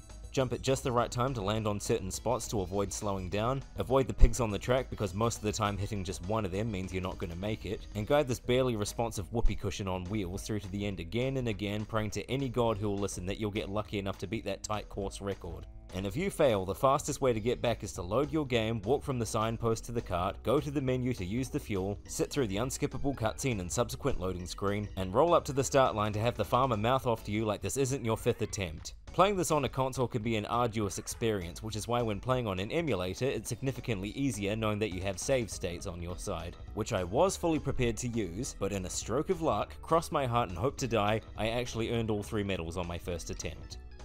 Huh. If you're still struggling with the gold, just refer to my gold run here. Only jump when you absolutely have to. Once that's over, go and talk to the mermaid to claim your gold medal. She also commits the 1/4 wall break in the game by mentioning that the developers must be gutted that you managed to beat their best score. Yeah, take that, Japanese game developers from 20 years ago who may or may not still be in the industry.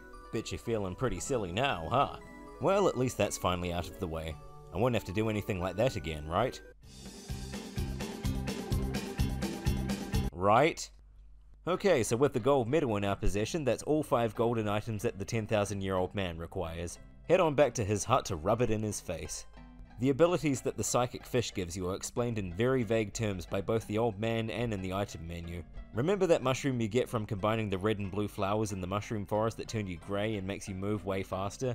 Yeah, it's basically that, but it's an equip item this time, so you can turn it off and on at will. Speaking of the mushroom forest, we're heading there next.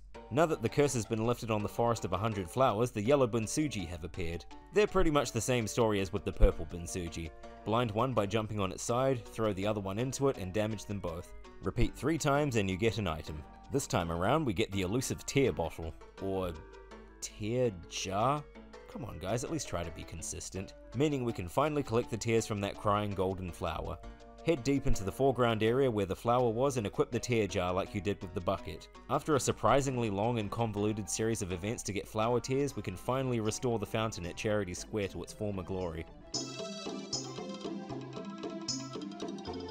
My god, they're naked!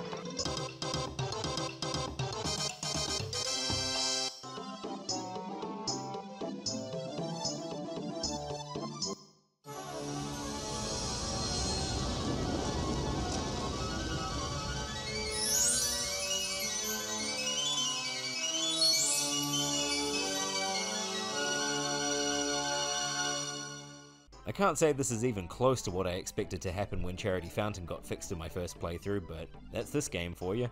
Jeez, it even broke the canopy. Getting into this tower requires you to have at least 1 million AP, but if you've managed to make it this far without gaining 1 million AP, then I don't know what you've been doing this whole time. Walk on through the door and marvel at what awaits you at the top.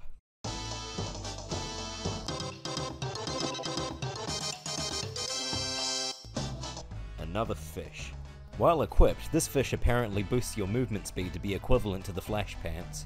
But considering you've more than likely already found the Flash Pants by now and the psychic fish exists, this fish feels really redundant. Honestly a huge disappointment considering this is one of the very last events you'll wind up doing in the game.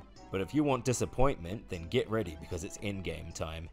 So, the penultimate story event, 7 Friends, kinda sucks. In order to access the final evil pig's gate, you need to find 7 friends to stand on the podiums where the pig statues were. Now you may be thinking this refers to some of the noteworthy NPCs you've met along the way. Charles, Yan, the Dwarf Elder, the Old Man of Time, Witch Mizuno, the boss thief maybe? But no, the people you need to find are NPCs that haven't been seen in the world until this point. A random dwarf from the dwarf village, a random guy from Baccus village, a random thief hidden away at the back of the big key room at the haunted mansion, and 3 people from the village of civilization representing the clock tower, the iron castle, and the lumberjack factory. But wait, you may be thinking, that's only 6. What about the 7th one? You're right, and I hope you're not scouring the land looking for your number 7, because what you're supposed to do is head back to the gate. If you have anything else you need to do, save your game and do it now, because this is the point of no return before the last boss. When you get back to the gate, a cutscene will play with the million-year-old man pondering who the 7th friend could be. Lo and behold, it was Baron all along. Truth be told, I do like that Baron plays into this because he is a good boy and undoubtedly the best companion in the game. But the way this event is framed feels needlessly cryptic. And here we are at the heart of the evil pig's treasure hoard, sitting on a pile of gold that would make Scrooge McDuck blush, face to face with the final evil pig, the mastermind who created the 7 other evil pigs and put all of this into motion. And guess what? He's a total pushover. Absolutely the easiest boss in the game. His arena has a simple layout with no actual hazards in it aside from the boss himself, and you're only going to get hurt by him if you bump into him by accident. Even with that big bell staff of his, the only magic he casts is a time freeze spell that stops you in your tracks for a few seconds. That's it. He doesn't attack you with anything while you're stopped, he doesn't dash into you, he just teleports around and stops you in your tracks to keep you from grabbing onto him. Nothing but a very boring game of cat and mouse. It's such a shame, I mean just listen to this music. The final boss has its own unique battle theme, way more intense sounding than the regular evil pigs, and it's wasted on this. If the evil pigs get all their magic from gold, you'd think he'd be able to conjure some stupidly powerful spells, considering he's right on their stockpile. But nope, grab him, throw him in the bag, and that's it, you're done.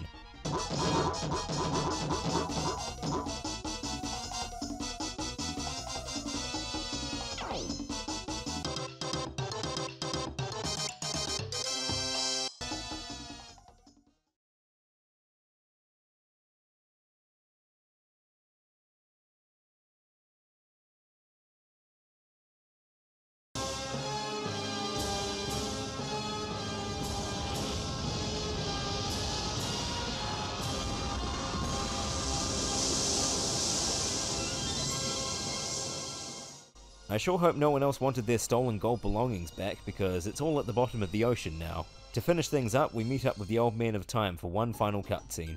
I think I would have preferred having a few more notable characters here to see you off, maybe even have certain ones only show up if you completed their side events, but this still works just fine considering the Old Men of Time were basically the allied driving force that guided Tombi through the whole game to your goal.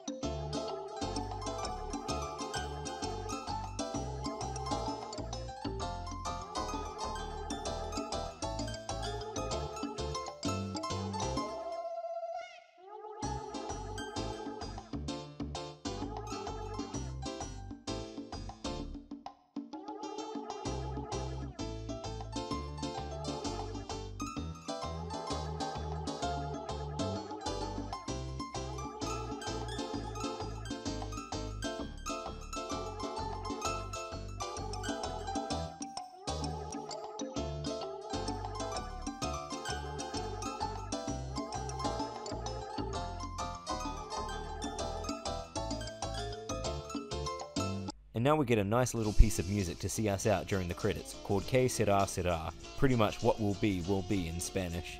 It didn't get replaced with some other out-of-place song like the intro did, thankfully, but it is just the instrumental. The Japanese version does get the vocal variant, which is also pretty nice.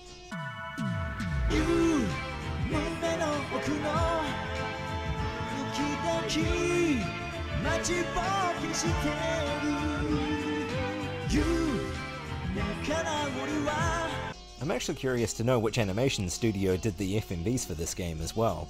Like, were they outsourced or were they done in-house? From a base observation, they don't seem to mention any particular companies in the credits. Although this game did start development in the mid-90s, so they probably don't even exist anymore. I guess we'll never know.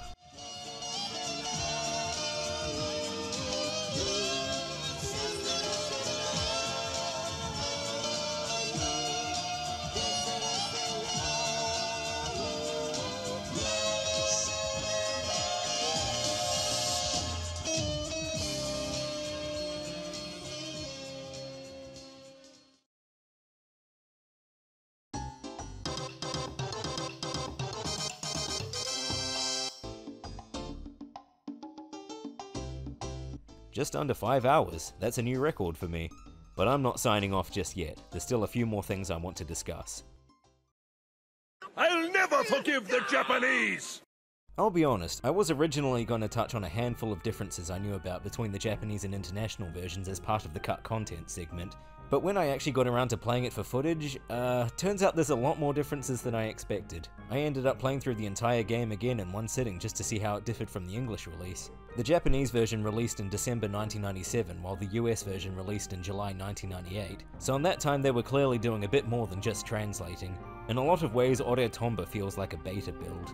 While it's still perfectly playable from start to finish, there are a lot of rough edges that especially stand out if you finish the English version as many times as I have. I even went out of my way to buy a physical copy of Tomba for the collection, and it's honestly really nice. This manual is great as well. A lot more detailed and illustrated than the European and US versions, plus it's actually in colour. The game itself, however, is overall the weakest version available. Obviously I can't read Japanese, so I can't discern differences in the script. But here's my observations from my time playing the Japanese version. None of the FMVs have any sound effects, just music. The title screen is less animated and features what looks like placeholder text. The loading screens are scrolling text on a black backdrop. The farmer has a slightly different coloured sprite. The animations where Tombi reacts to people during dialogue scenes aren't present in the Japanese version. The lighting is very flat and some textures are very different. The tornado is hidden inside the mailbox and doesn't appear until you jump on it. The game says item get instead of item acquired. When biting coma pigs they fart, while in the international version they grunt. The peach flower gas uses a very different sprite. A lot of environmental sprites such as these fruit have less detailed shading and were touched up in the international release. Walking up to the fog in the Japanese version doesn't bring up a prompt, whereas in the international version it hints towards using the tornado. Pressing triangle brings up an on-screen prompt to take you to the item menu, rather than taking you right to the menu in the international version. The menus have an entirely different look, featuring artwork and a backdrop and a different layout. This is something I'm especially disappointed wasn't in the other releases. This looks so much nicer than the one we got. Past that house in the Forest of All Beginnings, there's another thin rock platform with a coma pig laying on it, whereas this was replaced in the international version with a wider platform with no pig. When Tombi coughs up the chicks in the 100-year-old man's house, he has a toothless grin in the Japanese version, while the international version adds teeth and a bit of shading to make it look like a tongue. The same was also done for his jumping and biting sprites. The 100-year-old man's monologue still features voice acting, but also includes subtitles to go along with it. The dwarves speak in a series of shapes that slowly morph into readable katakana as you learn the language. The door to the watchtower and the boards covering it up are completely different between versions. The barrel at Wobbly Wharf is only textured on the sides. Tombi falling in water doesn't include the animation of him shaking the water out of his hair, seen in the international version. When Baron is stuck up in the tree, you don't hear him barking. The save game screen features both the English and Japanese logos. When enemies are stunned, it's represented with a still sprite, while in the international version they added spinning stars around their head. The boulder in the watchtower has a very different texture between versions. When Tombi returns the baked yam to the lady in the dwarf village, the pull my finger moment doesn't have a fart sound effect, and very likely has a different context in the Japanese version. Tombi's laughing animation has his eyes open in the Japanese version, and closed in the international version. In the second half of Phoenix Mountain, there's one of those hidden spring creatures on the way to the mole. This was removed in the international release. When getting the dashing pants and flash pants from a chest, the sprite they used in the overworld is identical to the jumping pants. The evil pig battles in general are much more difficult. They teleport faster and appear further away, their attacks are more relentless, and they deal more damage. Also, when captured, the rays of light coming from the bag seen in the international version are absent. While charging up a weapon, Tombi has an expressionless face in the Japanese version, while a mouth was added to the international version. At the Phoenix's nest, the background is just a plain sky in the Japanese version, while the international version added mountain peaks in the distance. The torches in the Masakari jungle have a different flame sprite between versions. The backdrop in the jungle features a sunset in the distance. In the international version it has a completely different background with no visible sky. The lookout tower where you meet Yan is missing the texture at the top and has an all-around glow-up in the international version. The Y crossing in the Japanese version looks incredibly rough. These textures were touched up and it was given a sky in the international release. While entering the clock tower and the Iron Castle, Tombi will automatically walk straight into the building, while in the international version you need to keep holding up to enter the building again for some reason. The workers seen at the Iron Castle and the Lumberjack Factory have no visible mouths and are missing some talking animations. These have been updated in the international release. Collecting the bomb from the tree will drop you to the ground in the Japanese version, where this doesn't happen in the international version.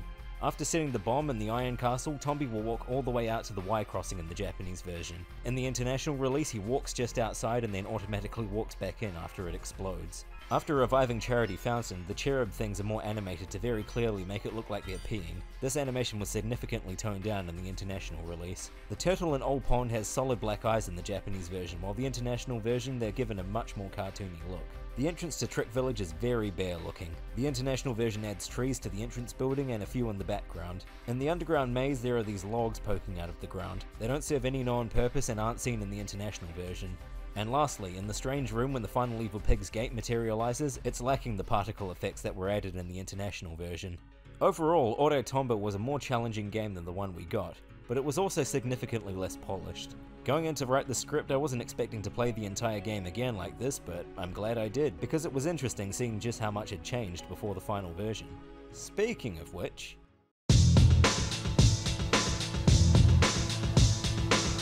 Game development is a long and arduous process no matter how much talent you have on board. Because of this, you're always going to get stuff altered or dropped entirely because it doesn't work out the way the designers hoped, the vision changes, or just plain old budget and time constraints. Cut content has always been the part of game development that fascinated me the most. What could have been, the stuff that didn't quite make it, or even just the evolution of ideas leading up to the end product. With Tombi especially, even in the full game there are hints that a lot of stuff didn't make it. Some of it I've been suspecting for years now, some of it I only just started picking up on from replaying the game for this video, and there's still so much more beyond that. Full credit here goes to the hard-working folks at thecuttingroomfloor.net. I've been browsing the site for years and their page on Tombi in particular has come a long way in a short while, and who knows what else they have yet to uncover. I won't be covering every single piece of cut content, so definitely check them out if you have even a passing interest in cut content from video games. First up, remember that strange machine I pointed out in the Dwarf Village? As it turns out, in one of the Japanese demos there's an unused event titled AP Slot Machine. Whether this would be just another variety of AP box or if AP worked more like currency in an early build of the game is anyone's guess. But it's interesting seeing a relic of development still sitting out in the open rather than having it overlaid with spores or something.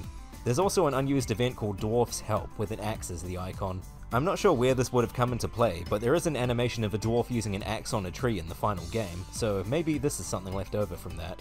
Another relic of early development that can still be found in the final game is these stone tablets, or doodle rocks. There's two of these things still present in the final game, one next to the entrance to the watchtower, and the other next to the boss's room in the haunted mansion. I had spent years wondering what the significance of these things were before they finally made it onto the cutting room floor. Was the one in the forest some kind of sign or a hidden compartment you needed a handle to open? Was this one in the haunted mansion related to the big key? Apparently not.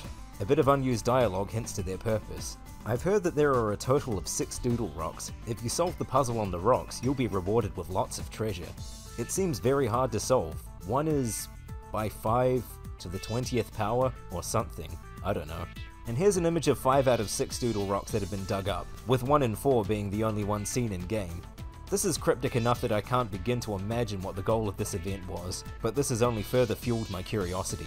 I need answers, damn it! Among the unused items still present in the game's code, there's an item named Rain Essence that is theorized to have been originally used to clear out the flames inside the lava caves. What also makes this theory credible is that the FMV that plays when the lava caves is cleared is very different from the rest of the curse lifting FMVs in the game. The music is completely different, and rather than magic making the flames vanish, they're cleared away by a force of nature more akin to the furious tornado in the Village of All Beginnings. This also suggests that the green evil pig had previously placed a curse on somewhere else before the concept was scrapped, and he was reused as a catalyst for clearing the lava caves instead. Credit goes to the guys at Tomba Club for this one. Check them out on Twitter and YouTube, they're still actively data mining the games to this day. You ever notice how the path kind of abruptly cuts off at the end of Old Tree Hill? By modifying the game to allow you to move beyond the screen boundaries, these guys discovered a small unfinished Masakari settlement, complete with an embroidered gate and even unused sprites for what appears to be a Masakari chieftain. Masakari Jungle in particular feels like one of the most underutilized locations in the game considering its size, so it should come as no surprise that a lot of cut content leads back here. For starters, there's an event icon very similar to the Beginner Dwarf language event, complete with references to an event titled Learn Masakari People's Language. What's more is that there are unused items still in the game's code: Funga Leather, Funga Tree, Funga Sap, and possibly also related, Coconut. Considering that the Funga Drum was just found laying around in the jungle in the final game, it's safe to assume that there was originally a far bigger story here involving actually interacting with the Masakari and their plight with the curse put on the jungle. Whether or not the tribesmen in the jungle were still feral in the storyline, or if these events became available after you lifted the curse, we can only speculate. The Village of Civilization is another late game location that felt incredibly underutilized, and once again it has the cut content to show for it.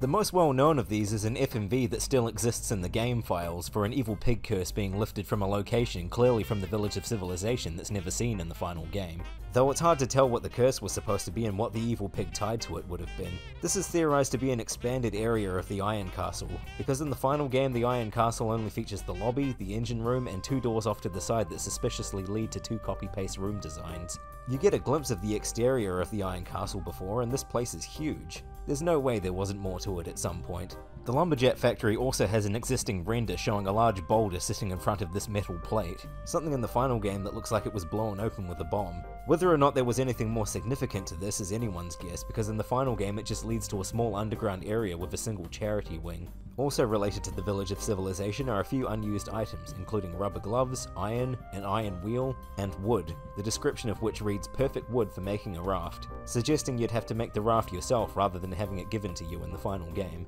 One of my earliest suspicions of things being cut from this game, as I brought up in my playthrough section of the video, was the Let's Make Candy event. The seemingly random assortment of items all found in one area, the way the biting plant flower was the only ingredient among the other enemy-related items that actually involved interacting with that enemy, and for the most part this proved my theory to be correct. Among the unused items in the game are 5 more types of candy: blue candy, red candy, green candy, black candy, and silver candy. My theory is that originally you'd be able to get multiples of the ingredients as either random drops or using specific methods to farm them, and each candy could be made with a certain combination of ingredients. The gold candy obviously would be the grand end goal that requires specific ingredients you can only find one of in the game. Given how item management works in this game, I can understand why this never came to fruition, but it's still sad to see potential die like that. Along with the red and blue fortune tellers, there was also originally supposed to be a green fortune teller. He had his own event, and even a sprite sheet containing a lot more actions than you ever see any of the other fortune tellers performing. However, the red and blue fortune tellers already gave you all the information on the evil pig locations, and the blue fortune teller was unceremoniously dumped in the underground maze in a location that didn't feel like it was intended for him, so who knows what the long-term plan was with him. Maybe he initially set up shop in that cut part of the Village of Civilization. Although the red and blue fortune tellers have unique designs, while the green fortune teller appears to just be a recolor of blue, so maybe he was never meant to be his own character. Lastly, while I believe that the Trick Village was in dire need of a facelift and some actual worthwhile things to do, thank God someone at Whoopee Camp decided that 5 more math beads wasn't the way to do that. This is a cut I can absolutely get behind. While this is all I have to show for cut content here, there is so much more lost beta content to be found. There is a small but dedicated group of fans I've been following on Twitter, who even while I was throwing this video together were constantly digging up new hidden assets, from unused animations to cut enemies, from the full games to even some of the old Japanese demos. If you have any interest in cut content and Tombi in general, I highly recommend following them. They're helping to create a clearer and clearer picture of what the original vision for this game looks like.